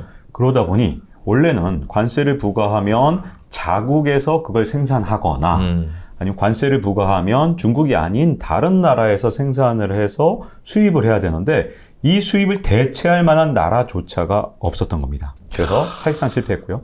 그 다음에 건 게 기술전쟁이잖아요. 근데 기술전쟁은 역시 마찬가지인데 기술전쟁을 뭐 성공하지 못한 이유 제가 보기에는 일본하고 너무 달라서 그래요. 사실 기술전쟁에서 진짜 대박 미국이 성공한 때가 바로 1980년대에 미국과 일본의 바로 반도체 전쟁이었거든요. 네. 근데 그때 기술전쟁 제대로 한판 붙어서 그 당시에 일본이 전 세계 반도체 산업을 혼자 이끌어가고 있었는데 이걸 완전히 죽여버리고 미국이 사실상 일본을 꺾는데 굉장히 큰 도움이 됐습니다. 그런데 중국이 이것도 큰 문제가 없었던 이유가 세계화를 너무 철저하게 추진하다 보니까 중국의 유학생들이 그냥 미국에 다 진출해서 뭐 모든 핵심 산업에서 다 일하다가 중국으로 들어가 버렸는데 갑자기 무슨 뭐 10나노 공정 이하는 중국에 수출 안 해. 이게 큰 영향이 없거든요. 그리고 또 하나는 중국인들이 그냥 중국에만 사는 게 아니라 중화 경제권 해서 진짜 전 세계적으로 진짜 장난 아니죠. 싱가포르부터 시작해서 뭐 온갖 그리고 홍콩 같은 경우는 여전히 서방이랑 계속해서 교류를 할 수 있고 뭐 이런 여러 가지 중화 경제권을 다 놓고 보면 다 이게 인맥, 혼맥으로 다 연결이 돼 있습니다. 그러니 심지어 대만도요. 그러니 이게 다 연결되어 있는 이 중화 경제권이 오히려 기술을 선도하는 부분도 너무 많기 때문에 중국 하나를 이게 완전히 고립시키는 게 정말 쉽지가 않죠. 그러니까 기술 전쟁도 지금 쉽지가 않았습니다. 그래서 이제 남은 카드가 그럼 미국이라는 나라가 진짜 아직도 굉장히 강하고 저는 아직 중국하고 미국하고 정말 정면 승부를 하면 미국이 이길 확률이 훨씬 높다고 보는데 그 힘의 원천 어디서 나오냐? 달러에서 나오는 거죠. 돈이죠, 돈. 그리고 금융시장이죠. 그래서 미국이 갖고 있는 진짜 힘은 아직까지 발휘를 못하고 있다고 보거든요. 근데 이 금융을 통해서 저는 언젠가는 중국을 제대로 압박하는 날이 오긴 올 것 같은데 문제점은 중국이란 나라도 그걸 너무 철저히 연구를 했거든요. 그래서 1985년 플라자 합의와 그 뒤에 일본의 버블 붕괴를 철저히 연구했고 우리나라 98년 외환위기를 보면서 요렇게도 내가 당하지 말자. 저렇게도 당하지 말자. 지금 준비 다 돼 있습니다. 그래서 방화벽을 쌓아놨어요.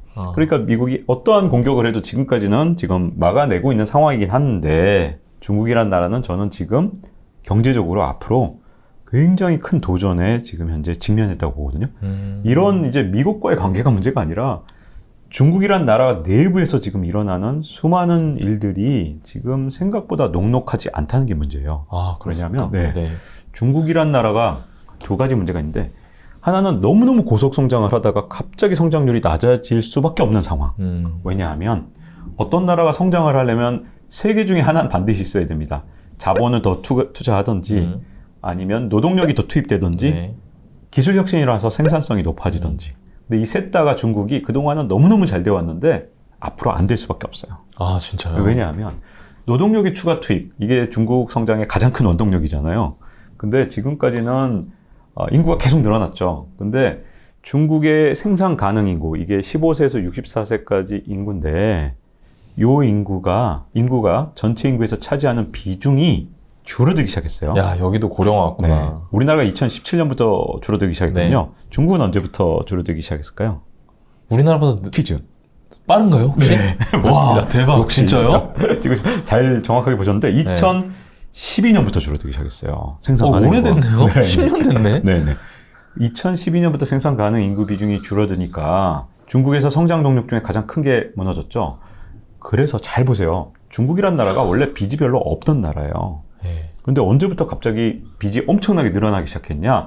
2009년, 10년을 언저리로 해서 빚이 폭증하기 시작했습니다. 왜냐하면 가장 강력한 성장 동력인 노동력 투입, 이게 무너지니 그럼 이제 아까 제가 성장 동력 이제 남은 거 자본으로 떼어야 되는구나. 네. 근데 자본의 최대한 이걸 땡기다 보니 어떻게 했겠습니까? 그래서 빚이 가장 좋은 방법이죠.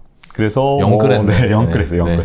그래서 정부 부채도 이 시기에 엄청나게 늘어나고 기업 부채도 늘어나고 해서 중국의 국가 총부채, 이거는 기업 부채, 가계 부채, 정부 부채 다 합친 건데 이 국가 총부채가 은근히 미국하고 굉장히 비슷해요. 별 차이가 없어요. 근데 서로 이쪽은 최고의 선진국이고 패권 국가인데 중국이 그래도 경제 성장 단계는 아직도 개발도상국인데 이게 부채 비율이 큰 차이가 없거든요. 거의 비슷해요. 네. 그러면 이건 문제가 있는 거죠. 자, 그러네요. 그래서 더 이상 이제 빚을 과연 낼 수 있는가, 빚을 더 태울 수 있는가, 이런 문제가 생겼고, 최근에 이제 여러 가지 이유로 더 빚을 낼 수 없다 보니, 자본을 태우는 게 안 되죠. 네. 그럼 이제 생산성 향상이라도 어떻게 좀 시키면 될 것 같은데, 중국이란 나라는 그동안 빠른 모방, 그리고 베끼기, 어쨌든, 우리도 과거에 그랬죠. 네, 네. 이게, 좋게, 예쁘게 말하면 빠른 추격자 전략이라고 부릅니다. 근데 이제, 바꿔 말하면 베끼기죠. 네, 네, 우리도 네. 마찬가지였어요.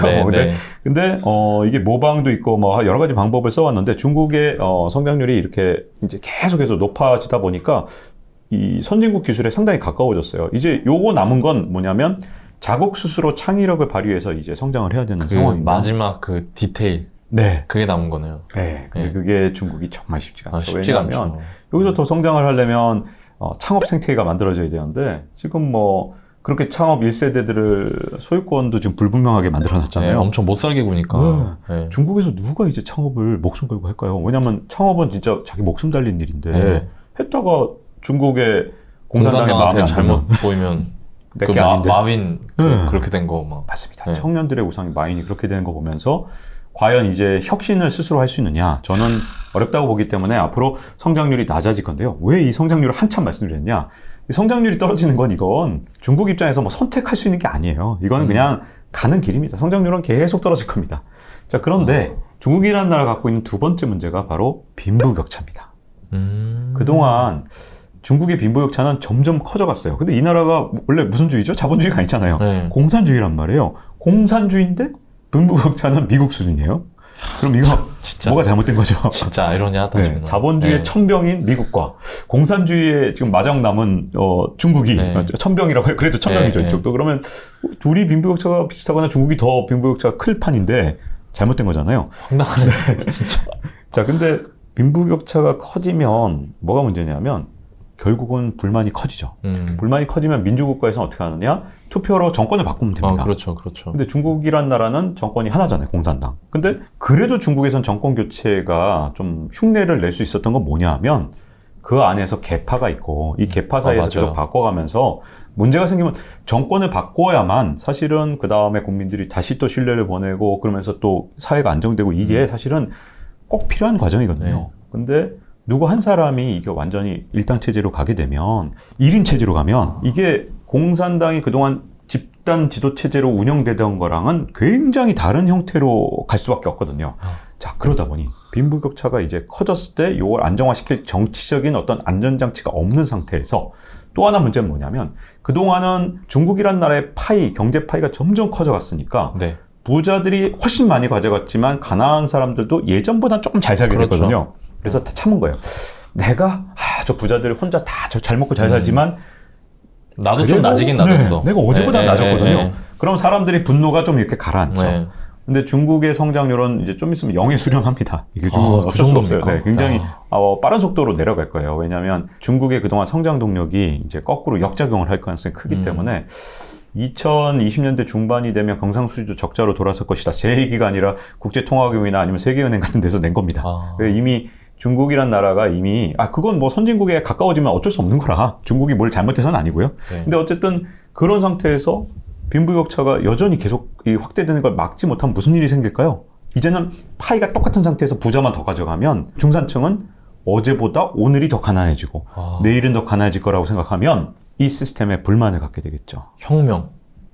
그러니까 뭐 혁명까지는 몰라도 이제 중국이라는 나라가 워낙 통제가 돼 있으니까. 근데 옛날에 역사에서 그럴 때 보통 그런 일들이 일어나잖아요. 네. 자, 그렇게 돼서 이제 다시 대만으로 돌아가겠습니다. 네.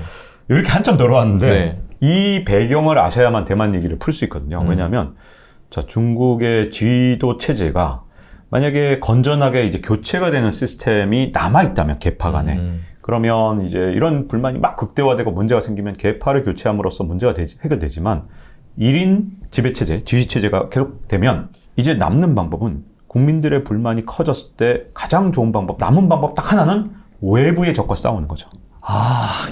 그래서 이게 네. 얘기가 나오는 거예요? 네. 대박이다, 이거. 네. 그래서 대만과의 갈등은 중국 경제가 어려워지고 성장률이 점점 낮아지면 낮아질수록 이 카드를 계속 만지작거릴 수밖에 없습니다. 내치용인 거죠, 사실은. 그래서 대만 문제는 안타깝게도 대만 분들한테 정말 안 된 일이지만 끝없이 고통받을 문제일 수 있다, 한동안. 네. 중국의 지휘체제나 아니면 지도체제가 문제가 생기면 생길수록 더 심각해질 겁니다. 이게 지금 안 그래도 얼마 전에 시진핑 주석이 3년임을 했잖아요. 네.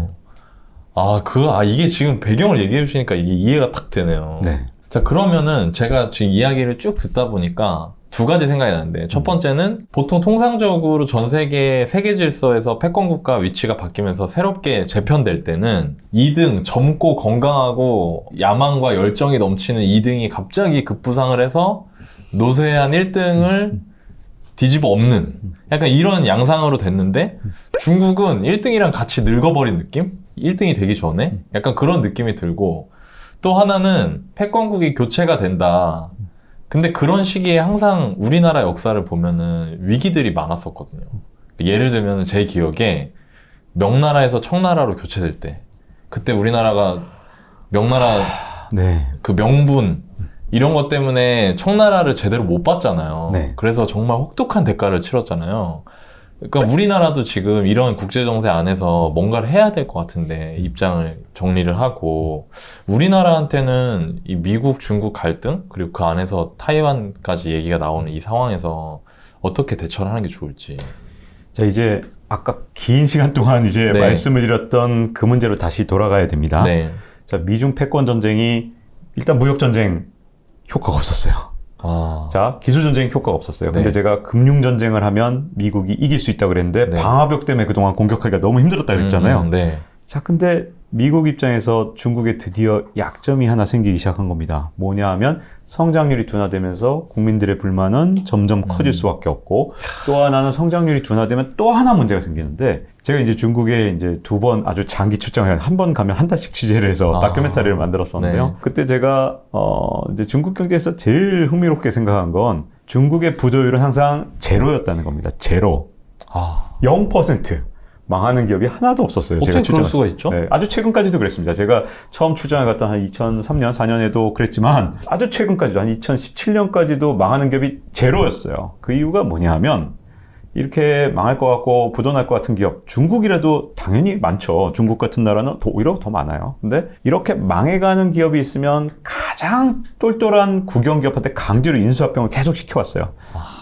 너 이거 빨리 인수합병해. 그래서 우리 국민들의 일자리는 네가 지켜. 이런 식으로 국영기업은 네 알겠습니다. 그러고서 강제로 인수합병을 했죠. 자, 그러면 정상적인 국가에서는 그러면 뛰어난 그 똘똘한 기업들도 다 망하는 거잖아요. 원래는. 근데 중국이란 나라에서는 그게 안 망하고 40년을 거의 버티면서 경제위기가 한 번도 없었잖아요.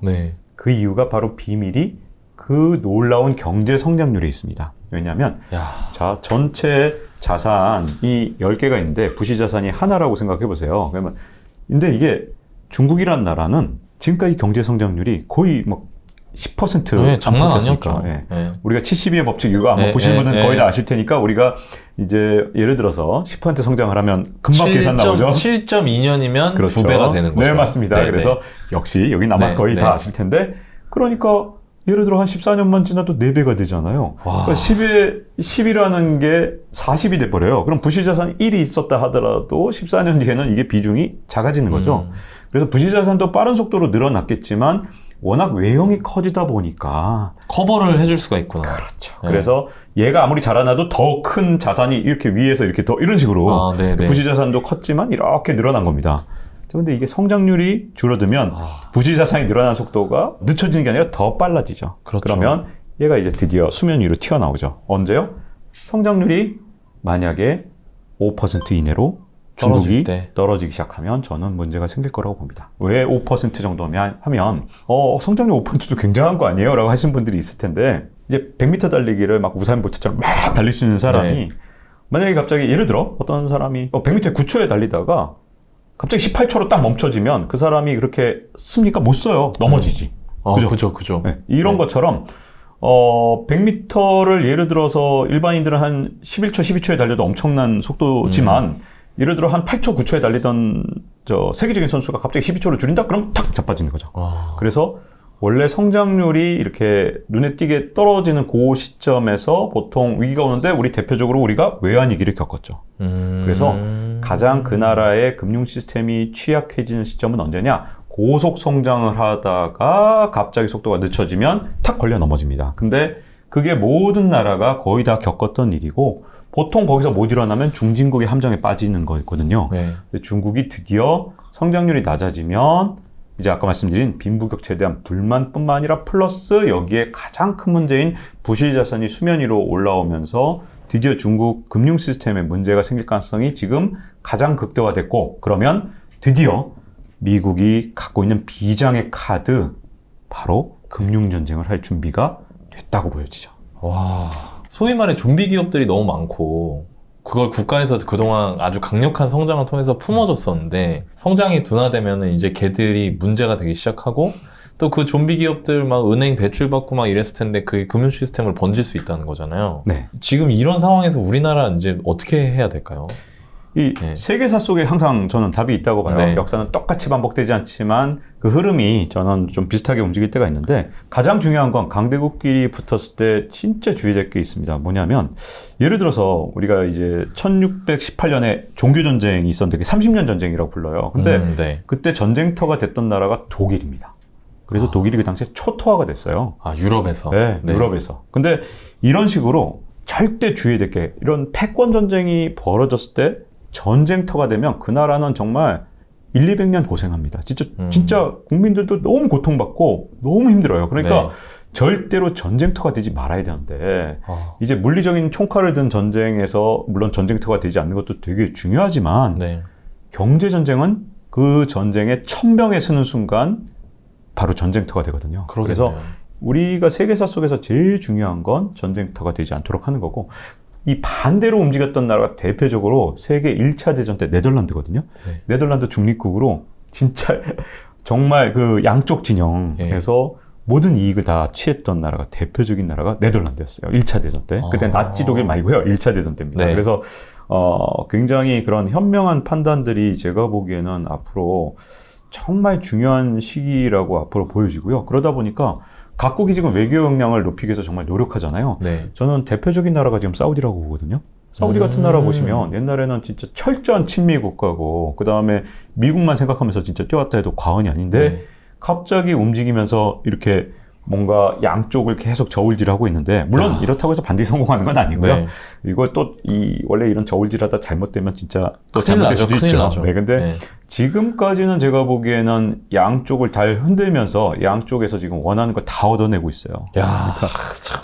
이게 참 역사가 참 재밌습니다. 진짜. 그러니까 그런 것들을 좀 생각해야 되고 우크라이나 전쟁을 잘 보시면 지금 최근의 양상이 되게 무섭기도 하고 또 아까 말씀하신 진짜 흥미로운 점도 있어요. 이게 우리가 그냥 한 발만 떨어져서 이게 세계사적인 그런 관점에서 봤을 때 우크라이나 전쟁이 갖고 온 그 뒤에 세계 패권 구도를 잘 보시면 어마어마한 변화가 있었는데 여러분들이 지금 생각하시는 그 변화가 아니에요. 잘 생각해 보시면 제가 이제 설명을 드릴 텐데 자, 러시아가 우크라이나를 침공한 다음에 그 다음에 러시아가 얼마나 약화된지를 아마 많은 분들이 보셨을 거예요. 이제 러시아라는 나라는 물론 전쟁을 수행할 만큼 저 나라가 알고 보니까 군사강대국이 아니었네. 요거는 이제 이미 표면적으로 드러났지만 또 하나 문제는 지금 이 전쟁을 시작한 다음에 이제 천연가스나 아니면 원유를 유럽에 팔 수 없게 되니까 어떻게 됐겠습니까? 앞으로 러시아는 이 천연가스와 원유는 중국이 안 사주면 끝나는 거예요. 그러니까 중국에 완전히 거의 예속되게 된 셈이거든요. 경제적으로. 이 전쟁이 어떻게 끝나든 러시아는 거의 중국에 의존하게 됩니다. 자, 근데 이게 끝이 아니에요. 유럽을 잘 보세요. 이게 전쟁터에 있다는 게 얼마나 무섭냐면 이게 유럽 지역에서 나는 바람에 어쨌든 러시아 사이에서 이게 보복이 서로 일어났고 네. 그다음에 뭐 이런 과정에서 유럽도 지금 엄청난 타격을 받았단 말이죠. 그래서 유럽 경제가 지금 거의 뿌리째 흔들리고 있단 지금 말이에요. 너무 힘들어 보이더라고요. 네. 그 잘 나가던 영국이 세상에 국채 시장이 흔들리는 거 봤죠. 그다음에 독일은 지금 오늘 내일 해요. 지금 왜냐면 물가가 여름에 막 37% 오른 적도 있어요. 생산자 물가 37% 독일 같은 나라가. 어떡하냐 진짜. 그러니까 독일이 얼마나 지금 상황이 어려워졌으면 이 시진핑 주석이 3년임 하자마자 제일 먼저 뛰쳐가서 진짜 버선발 저 진짜 충격받았어요. 독일 아니 거기 기업 총수들 다 끌고 가. 그거 마치 옛날에 무슨 중국 황제 아련하듯이 가는데 그거 보는데 와, 야 유럽이 쟤네 진짜 자존심 장난 아닌데 저걸 저렇게 날라가? 그 생각이 들더라고요. 네. 자, 여기서 뭘 봐야 되냐면 이쪽 이제 패권 전쟁을 하는 건 미국과 중국이잖아요. 근데 러시아가 약해지면서 중국 중심으로 거의 갔다면 이쪽 진영이 이쪽도 유럽이 너무너무 약화되면서 이제는 미국으로 간 겁니다. 그러니까 패권 전쟁의 특징이 양쪽에 패권 전쟁을 하는 국가의 힘이 강화되고 이렇게 전쟁터가 되거나 또는 주변에 있는 국가들이 약화되는 특성이 있어요. 그래서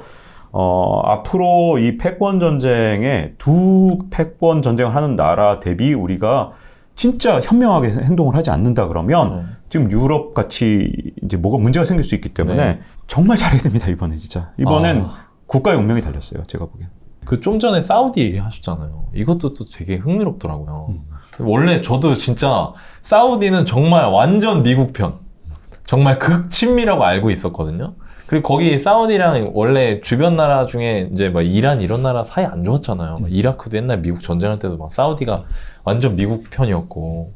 근데 갑자기 지금 막 서로 막 으르렁대고 있어가지고 이거는 왜 이렇게 된 건가요? 여기서도 사실 미국이 너무 여유를 부렸죠. 그러니까 그동안 이게 영국이란 나라는 자기가 이제 불리한 조건이 너무 많았기 때문에 어떻게 보면 더 치밀하게 했지만 미국은 가진 게 너무 많아요. 그래서 가진 것도 많고 본인이 이렇게 정말 되게 잘났다는 걸 너무 잘 알았기 때문에 이게 저는 오히려 함정에 빠졌다고 생각하는데요. 미국이 이제 사우디를 잃고 중동에 대해서 거의 질서 유지를 하던 나라에서 지금 많이 이제 영향력을 잃어버린 가장 큰 이유는 바로 셰일 혁명 때 시작됐다고 저는 생각하거든요. 셰일 혁명. 네. 셰일 가스도 있고 셰일 오일도 있는데요.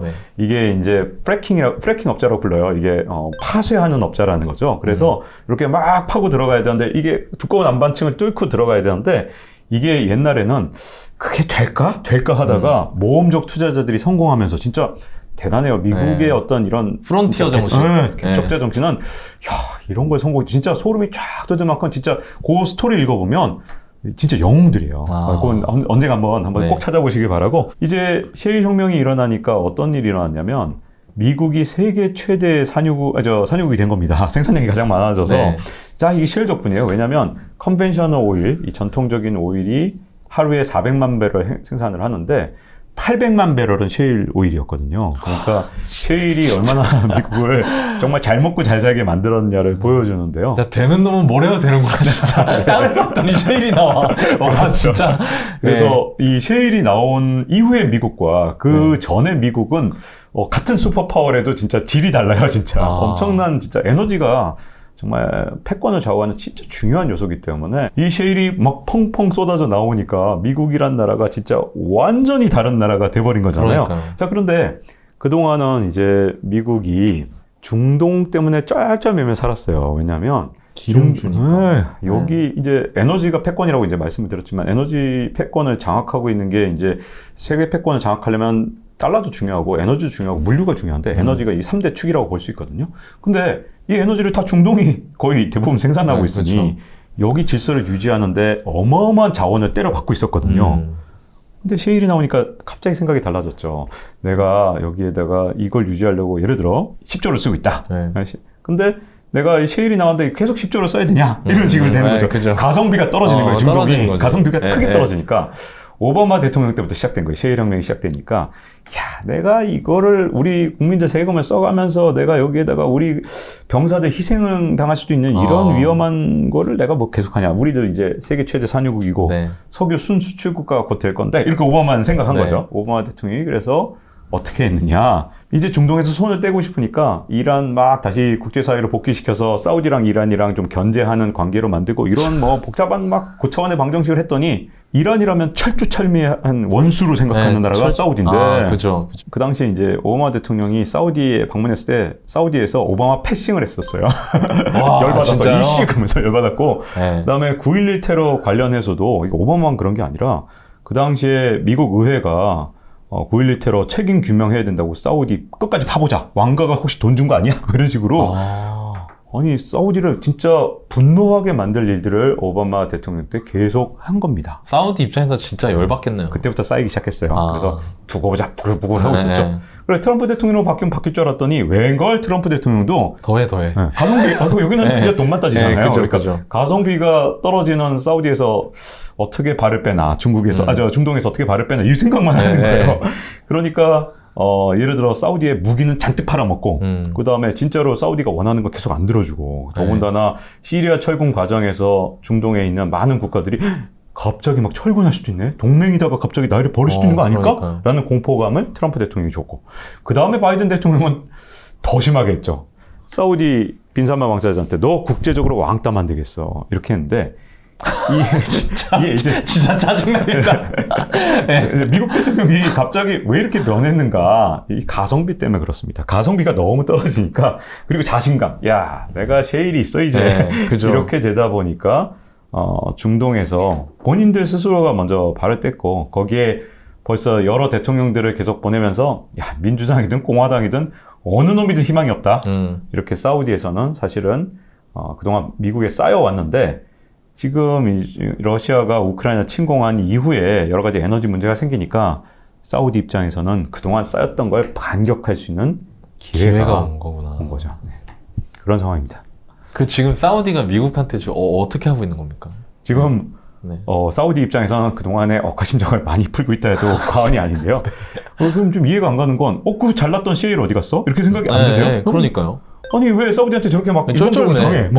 막 주먹 싸우고 간 다음에 무시당하고 막 그랬잖아요. 바이든 대통령이.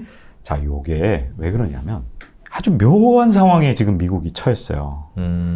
물론 셰일 오일 계속 나와요. 근데 바이든 대통령이 딱 취임하자마자부터 어떤 정책들을 썼나를 보면 미국이 왜 스스로 만든 함정에 빠졌는지를 알 수 있는데 바이든 대통령은 지금 딱 취임하자마자 국유지에서 더 이상 원유 개발하지 마라. 이게 첫 번째 정책이었어요. 거의 취임하자마자. 자, 이 정책이 한 석 달만 이게 왜 충격을 줬냐면 이제 프래킹 한다는 거, 이게 파쇄를 해서 셰일 오일을 개발한다는 게 진짜 여전히 모험이에요. 이 땅 밑 아직 다 몰라요. 우리가 우주에 대해서 아는 것보다 땅 밑을 다 모르거든요. 그러니까 이걸 한번 파쇄해서 들어갈 때마다 진짜 모험심 가득한 진짜 미국의 개척자들이 개척을 하는 건데 이것도 위험한데 이제는 정부 리스크가 생긴 거죠. 월가에 돈 갖고 있는 사람이라고 생각해 보세요. 돈을 줄 때 야, 제가 성공할지 못할지 모르겠는데 갑자기 바이든이 이걸 규제를 하면 어떡하지? 아니, 돈 안 줄래. 진짜로 월가 전체에 이제 프래킹 업자한테 새로 개발한다 그러면 투자 안 해. 이게 정말 아주 딱 이 바이든 대통령 임기 내에 안 해. 이게 정말 너무너무 강하게 그 정책으로 자리 잡았고요.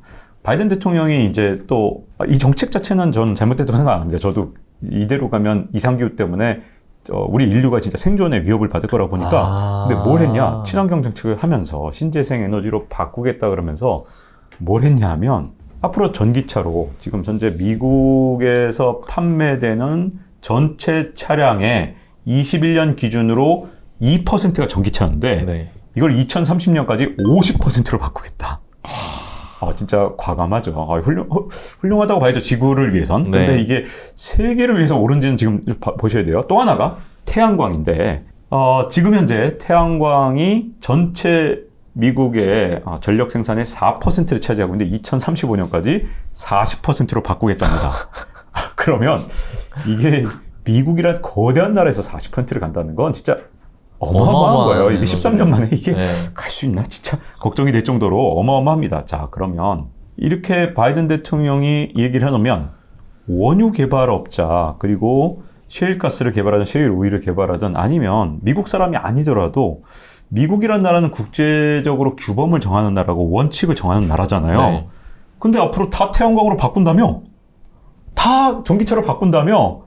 그러면 앞으로 석유를 새로 유전을 개발하면 이걸 누구한테 팔아먹죠? 이게 문제예요. 물론 석유화학 제품도 있지만 이거 원유가에 그렇게 중요하지 않고요. 원유는 역시 에너지인데 문제는 팔아먹을 데가 없는 거죠. 그렇네요. 자, 그래서 지금의 이제 원유 개발업자, 컨벤셔널 오일이라 그래서 전통적인 원유 개발업자, 셰일가스가 아닌 걸 그렇게 부르는데 요게 유전 개발하는데 몇 년 걸리냐? 최소 3년. 그리고 5년 정도 걸려요. 탐사에서부터 이렇게 해서. 자, 5년 걸리는데 잘 생각해 보세요. 이제부터 개발을 시작해서 5년 뒤에 첫 원유가 쫙 뿜어져 나오면 막 박수 치겠죠. 우와, 신난다 하겠지만 그걸 10년, 20년 계속 팔아먹어야 이 투입한 자본을 회수하겠죠. 수가 있는데. 근데 2030년이 되면 전기차를 50% 하겠다 그러고 뭐 이렇게 발전도 다 태양광으로 바꾼다 그러면 원유를 앞으로 할 이유가 없네요. 5년 개발해서 한 10년, 20년 팔아먹어야 되는데 내가 쫙 이제 원유가 나오면 전기차로 다 바뀌어 있어요. 자, 그래서 지금 최악이다. 어떤 현상이 일어났냐? 신규 유전 투자가 전 세계적으로 폭감하고 있습니다. 폭감.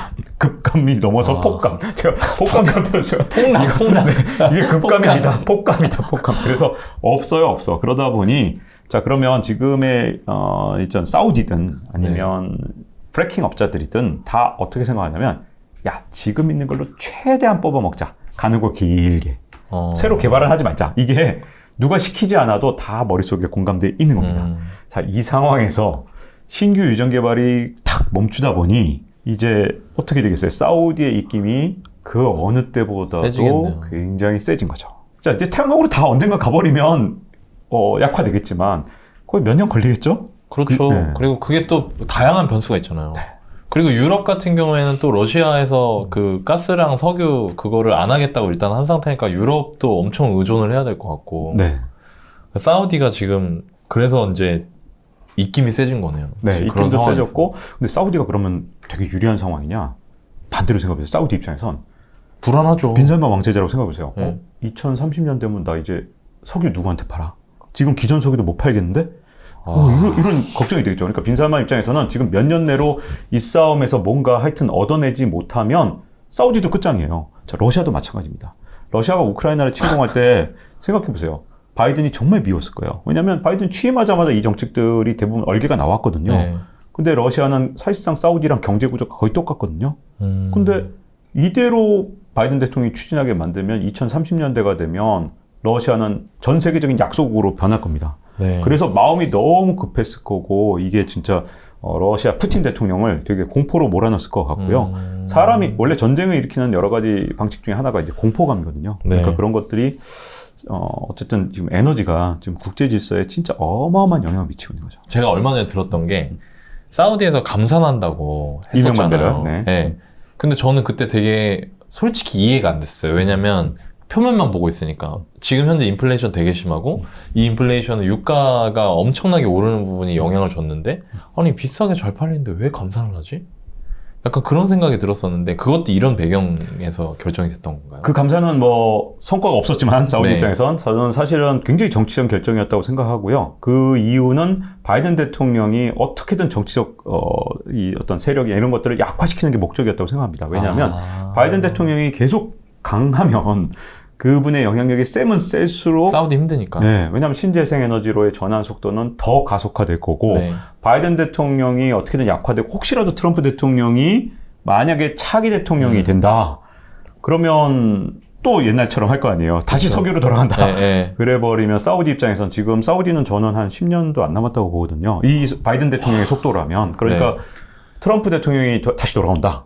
한 20년으로 연장할 수도 있으니 빈살만 왕세자 입장에서는 지금 마음이 급했을 거고 그 200만 배럴 감산에는 바이든 대통령을 더 괴롭게 만들려는 목표가 있었겠지만 지금 중간선거 결과가 최종적까지는 나오려면 아직 한참 걸리겠지만 지금으로 볼 때는 성공을 못했다고 봐야죠. 왜냐하면 바이든 대통령이 의외로 선방했기 때문에. 지금 중간 선거가 또 미국 민주당이 선방을 한 거군요. 우리나라는 어떤 영향을 받게 될까요? 이런 에너지 전쟁에서. 이거 이만큼 있는 얘기를 이렇게 네. 딱 질문하셨기 네. 때문에 네. 이게 제가 조심스러운 원전 얘기까지 해야 되기 때문에 우리나라 얘기지만 네. 답변은 미국 얘기로 다 받겠습니다. 네, 그래서 알겠습니다. 미국 얘기를 하다가 이제 네. 우리나라 얘기로 다시 돌아갈 텐데요. 미국의 선택지를 한번 생각해 볼게요. 지금 미국 입장에서는 지금 이제 신재생으로 어떻게든 가야 됩니다. 네. 이대로 기후 변화가 일어나면 우리나라는 그래도 이번에 기후 변화에 다행히도 정말 다행이에요. 왜냐하면 기후 변화에 직접적 타격을 받은 적이 없는데 미국은 뭐 허리케인 왔다 그러면 그냥 지금 초토화가 되니까 지금 진짜 피부로 느끼고 있거든요. 빨리 바뀌어야 되죠. 그럼 대안이 뭐가 있을까요? 원전, 풍력, 태양광. 네. 네. 근데 하나하나 다 어려워요, 진짜. 쉬운 게 하나도 없어요, 진짜. 원전부터 얘기하는 정리를 정확하게 하고 있습니다. 미국 입장입니다. 이건 어디까지나 미국 입장인데 미국에서 원전이 싸지가 않아요. 되게 비싸요. 네. 원전에 대한 이제 정확한 이해를 하셔야 되는데 원전으로 지금 발전하는 게 굉장히 단가가 쌉니다. 화석 연료보다 싸죠. 원전이 싼 이유는 딱 이겁니다. 네. 원전은 처음에 건설 비용은 엄청나게 들어요. 네. 근데 운영 비용은 거의 안 들죠. 근데 원전이 최근 한 30년 동안 선진국이든 어디든 새로 건설하는 게 별로 없어요. 최근 특히 한 20년은 거의 건설한 게 없어요. 네. 전 세계적으로. 자, 근데 건설비만 많이 들고 운영비는 거의 안 드는 이런 원전의 특성상 30년 전에 물가가 얼마나 쌌겠습니까? 그러니까 원전 건설 비용이 30년 전인 거예요. 우리나라 원전도 대부분 막 30, 40년이 진 것들이잖아요. 그러니까 당연히 건설비가 거의 지금 물가 수준으로는 거의 하나도 안 들었으니 이 원전은 운영비는 별로 안 드니 원전이 되게 싸게 느껴지죠. 네. 근데 여기에 함정이 하나 있어요. 신규 원전으로 새로 에너지를 생산하면 싸냐 비싸냐가 문제인데 이건 미국 얘기입니다. 네. 미국의 경우에 원전은 현재 태양광이나 아니면 화력보다 비쌉니다. 화력보다 비싸요? 네. 지금 새로 짓는다 그러면. 왜냐하면 자, 그 사이에 물가가 엄청 올랐죠. 근데 또 하나가 더 있어요. 후쿠시마 사태로 인해서 안전 규정을 스스로 다 엄청나게 강화해 놓은 겁니다. 뭐 진도가 뭐 7일까지 견뎌야 되고 이제는 뭐 예를 들어 이걸 훨씬 더 강화를 해버렸다. 네. 그러면 벽에 들어가는 시멘트도 달라지고 모든 건설 비용이 다 훨씬 늘어날 거 아니에요. 그렇죠. 그래서 새로 짓는 신규 원전은 굉장히 비싸고 더군다나 이제 소형 원자로 이제 SMR 같은 경우도 아직은 개발되는 기술이라 이게 돼봐야 되는 거지 아직 모르거든요. 그래서 원전으로 이제 미국도 이제 이것도 자꾸만 지으면 단가가 내려갈 수도 있으니까 이게 원전 단가가 비싸진 가장 큰 이유 하나는 그동안 선진국 중에서 원전을 지은 데가 거의 없다 보니까 프랑스를 제외하고 원전을 새로 지은 나라가 별로 없어서 원전 단가가 올라간 것도 있거든요. 그러니까 또 많이 지으면 달라질 수도 있죠. 근데 다만 그러다 보니 미국도 이제 시험적으로 지긴 하지만 이걸 여기 주력으로 삼기에는 현재로서는 아주 부담이 어렵다. 된다. 풍력은 발전 단가가 굉장히 여전히 비싸고 그래서 바이든 대통령이 태양광을 4에서 40%로 늘리기로 한 겁니다. 아주 태양광은 전 세계적 유행이군요. 유행이죠. 자, 그래서 이제 미국 얘기를 한참 한 건 이제 미국 입장에서 잘 생각해보세요. 태양광을 선택을 했는데 미국은 우리나라하고 완전히 달라요. 우리나라가 태양광을 하는 거랑 미국이 태양광 하는 건 완전히 다르죠. 제가 미국에 이제 중서부를 차 몰고 쭉 한번 지나간 적이 있거든요. 쭉 가는데 사막이 지평선으로 쫙 있어요. 거기 태양광 발전소를 봤는데 진짜 구름 한 점 없고 여기는 하루 종일 비도 안 내리는 곳에 막 지평선으로 보일 정도로 태양광 발전소가 쫙 깔려 있는 거죠. 여기 효율하고 우리나라에서 태양광 발전한 효율은 완전히 다르겠죠. 그러겠네요. 그래서 태양광이 미국에서 굉장히 쌉니다. 발전 단가가 의외로. 그래서 굉장히 싸고 그다음에 우리하고는 정말 달라요. 그래서 태양광을 선택한 것까지는 좋은데 바이든 대통령이 지금 사면초가 함정에 빠진 건 뭐냐. 이 태양광 시장을 중국이 이미 선점해서 다 먹어버렸어요. 그러니까 중국이 이걸 또 잘해요? 태양광이 이제 여러 가지 단계가 있을 거 아니에요. 이제 뭐 인곳 단계도 있고 웨이퍼 단계도 있고 이런데 가장 심한 게 이제 인곳하고 웨이퍼 단계 이런 건데 전 세계 시장에서 중국이 점유하고 있는 게 인곳 같은 경우에 95%, 웨이퍼 단계에서 97%를 갖고 있어요. 그리고 최종 모듈 단계도 71%를 장악하고 있다 보니까 그렇죠. 제조되는 공정을 말씀하시는 거죠. 자, 이렇게 공정마다 다 중국이 먹고 있습니다. 잘 생각해 보세요. 자, 갑자기 4에서 40%로 늘리려니까 태양광 발전소를 막 우후죽순 지었을 거 아니에요. 근데 갑자기 9월 달에 공사가 중단된 곳이 잔뜩 생겼습니다. 미국에. 왜냐하면 원래 그게 동남아시아산인 줄 알았어요. 그리고 공사를 하기 시작했어요. 근데 껍데기를 딱 까보니까 메이드 인 차이나. 그래서 중국산 안 돼. 우린 중국산으로 절대 태양광 안 해. 그러니까 공사 중단. 납품 안 돼. 너 왜 이거 중국산 안 된다 그랬는데 이거 뭐 중국산으로 납품했어. 스탑. 이렇게 돼 버리니까 자 이게 바이든 대통령 입장에서 야 이거 어떻게 하지? 나 이거 지금 빨리 태양광으로 간다 그러면서 저 사우디하고 척지고 그다음에 지금 프래킹 업자들이 더 이상 지금 저 셰일가스 개발 못하게 이거 완전히 동기부여를 그냥 완전히 깨버렸잖아요. 근데 그래놓고 태양광으로 막 빠르게 가려고 그랬는데 갑자기 태양광이 다 중국산이에요. 야 이거 머리 아픈데 어떡하지? 이런 생각이 들었겠죠. 자 그럼 이제 여기까지 말씀드린 이제 우리나라 얘기로 돌아오면 저는 이제 우리나라 태양광이 이제 위기와 도전이 다 있다고 보거든요. 우리 기회가 다 있어요. 위기도 있고 기회도 있는데 위험한 요소는 저는 이제 태양광으로 저는 갈 수밖에 없다고 봅니다. 왜냐하면 이게 우리의 선택의 문제가 아니에요. 왜냐하면 아리백이라고 있잖아요. 네. 이게 삼성전자가 아리백을 선언했다. 이게 무슨 뜻이냐? 이제 대한민국의 공장을 안 짓겠다는 뜻이거든요. 이게 왜 그러냐면 아리백은 신재생에너지로만 생산하겠다고 선언하는 거잖아요. 자기 스스로. 여기 신재생에너지에 원전이 안 들어가 있습니다. 아예. 그러면 삼성전자는 원전으로 만든 전력으로 반도체는 안 만들겠다고 선언한 거예요. 물론 안 지켜도 되지만 그걸 안 지킨 글로벌 기업은 제가 보기엔 그냥 끝나는 거죠. 그쵸. 그러니까 대한민국은 지금 신재생에너지 비율이 얼마냐? 7%. 이게 얼마나 전력량이 적은 거냐면 삼성전자 하나가 그만큼 1년에 쓸 거예요. 우리나라 전체 전력이. 그죠, 우리나라 그죠. 전체 전력이. 네, 그러니까 맞아요. 이게 바우처 형태로 이제 사면 되는데 바우처로 이걸 이제 우리는 태양광으로 만든 겁니다. 사실 따지고 보면 이게 신재생이에요. 라고 하는 증명으로 바우처를 사면 되는데 그 삼성전자 하나가 다 사면 끝나는 수준이에요. 우리나라는. 자 그러면 지금 우리나라 기업들, 지금 글로벌 기업들은 전부 한 거의 200개가 여기 동참하겠다고 지금 분위기가 그렇단 말이에요. 그러면 우리나라의 이 기업들은 앞으로 새 공장을 짓겠다? 안 짓겠다? 어느 쪽으로 보셔야 돼요? 안 짓겠다. 그렇네요. 그래서 우리가 이게 지금 신재생으로 가긴 가야 되는데 자 제가 이제 미국 얘기 말씀드렸어. 태양광 단가가 이미 엄청나게 싸졌다. 그거는 왜 그러냐? 미국은 사막에 그냥 비 한 방울 안 오는 데다가 태양광 쫙 다 있으니까 이게 가능하지만 우리나라는 뭐가 문제냐? 일단 땅값이 비싸죠. 땅값이 너무 비싸요. 그러니까 생산 단가가 미국하고 달라요. 그리고 해 떠 있는 시간이 얼마 안 돼요. 아무래도 이제 여름에는 좀 해가 좀 길어지면 비 오죠. 장마철 있죠. 맞아요. 태양광으로 어떻게 생산하죠? 그러니까 우리가 태양광으로 가려니까 이거 너무 힘들고 풍력은 말씀드렸다시피 아직 단가가 좀 안 맞아요. 아직도. 그러니까 우리나라 입장에서 그게 제가 보기엔 어마어마한 위기입니다. 이걸 넘어설 수 있는 방법은 우리가 그럼에도 불구하고 아리백으로 갈 수 있는 방법이 있습니다. 우리나라 공장을 지으려면 수소 에너지를 빨리 개발해야 됩니다. 왜냐하면 예를 들어 빈살만도 뭐 먹고 살겠다고 생각하냐면 빈살만이 또 갖고 있는 자원이 있죠. 사막 자원을 갖고 있어요.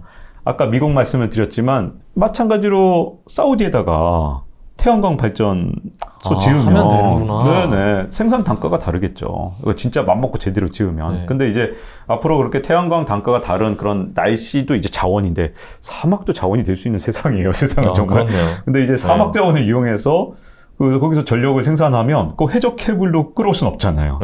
요걸 수소 형태로 어떻게든 만들어서 요걸 다시 LNG선에 실어 나르는 것처럼 수출을 해야 되니까. 액화 수소를 실어서 한국에 옮겨와서 다시 기화시켜서 이걸 사용하면 되겠죠. 그러니까 뭐 아니면 요 액화 상태로 뭐 사용하든지 뭐 기술은 이제 앞으로 어떻게 될지 뭐 기화를 시킬지 뭐 어떻게 할지 모르겠지만 하여튼 이제 기술이 이제 점점 발전해 가면 수소 전지를 사용하게 되면 우리도 아리백이 될 수 있죠. 뭐 여러 가지 이제 이런 식으로 수많은 대안 중에 하나 말씀드린 겁니다. 근데 이제 아리백은 우리의 선택이 아니라 이건 미국이 일부러 이렇게 강요하는 거예요. 공장 뺏어오게요.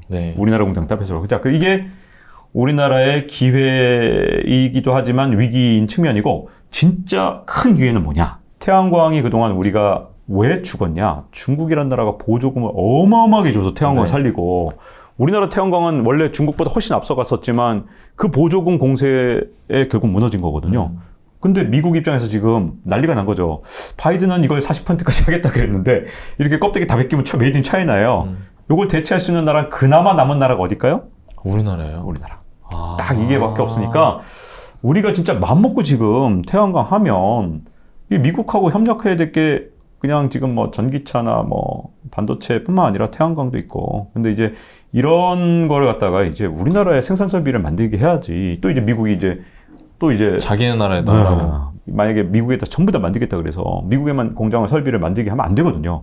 우리가 제가 보기에는 충분히 협상력을 갖고 있고 우리만큼 그래도 기술력을 아직 보존을 살짝 하고 있는데 많이 못하고 있지만 이미 보조금 때문에 다 죽었지만 그래도 우리만한 기술도 없기 때문에 미국 입장에서는 우리를 파트너로 삼을 충분한 동기가 있다고 보거든요. 우리가 먼저 선제적으로 제안하면서 근데 이번에 공장 뺏어가지 마. 너 반도체 그리고 전기차 공장 다 가져갔잖아. 이거는 우리나라에 만들고 싶은데 이렇게 진짜 협상을 할 수 있는 우리한테 외교력과 그냥 경제 전략과 이런 것들이 있다면 기회죠.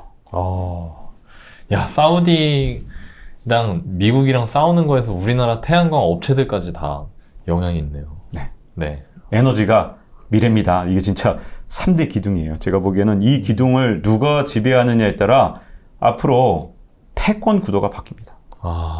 이거 태양광이, 그리고 제가 얘기 듣다 보니까 미국 입장에서는 솔직히 지금 패권 경쟁하고 있는데 태양광 발전을 중국에 의존하게 되면 되게 싫을 것 같거든요. 네. 맞습니다. 왜냐면 나랑 안 좋은 애인데 우리 집 기름을 우리 집에 연료를 쟤한테만 받아온다고 하면 좀 그렇잖아요. 맞습니다. 우리나라에서 또 좋은 기회가 될 수 있고, 이거 주식 투자하시는 분들도 이런 포인트를 갖고 투자하실 때 참고하시는 것도 괜찮겠네요.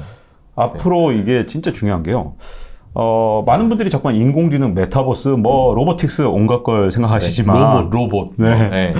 잘 생각하면 그거 다 에너지 없이는 안 돌아가거든요. 우리가 뭐 산업용 로봇도 보고 전투 로봇 같은 것도 우리가 뭐 가끔 동영상 보면서 와 맞아요. 신기하다 로봇 기술이 저기까지 갔네. 자 이거 다 에너지가 들어갑니다. 이 안에 또 배터리도 필요하고. 근데 이 에너지가 바뀔 때마다 사실 패권이 바뀌었기 때문에 어떤 면에서 저는 달러만큼 중요하다고 생각하는데요. 산업혁명이 왜 영국에서 일어났느냐. 물론 수많은 여러 가지 유리한 점들이 영국이 갖고 있었기도 했고 영국이 정말 전략을 잘 세운 것도 있지만 진짜 중요한 것 중에 하나가 영국에 석탄이 많았어요.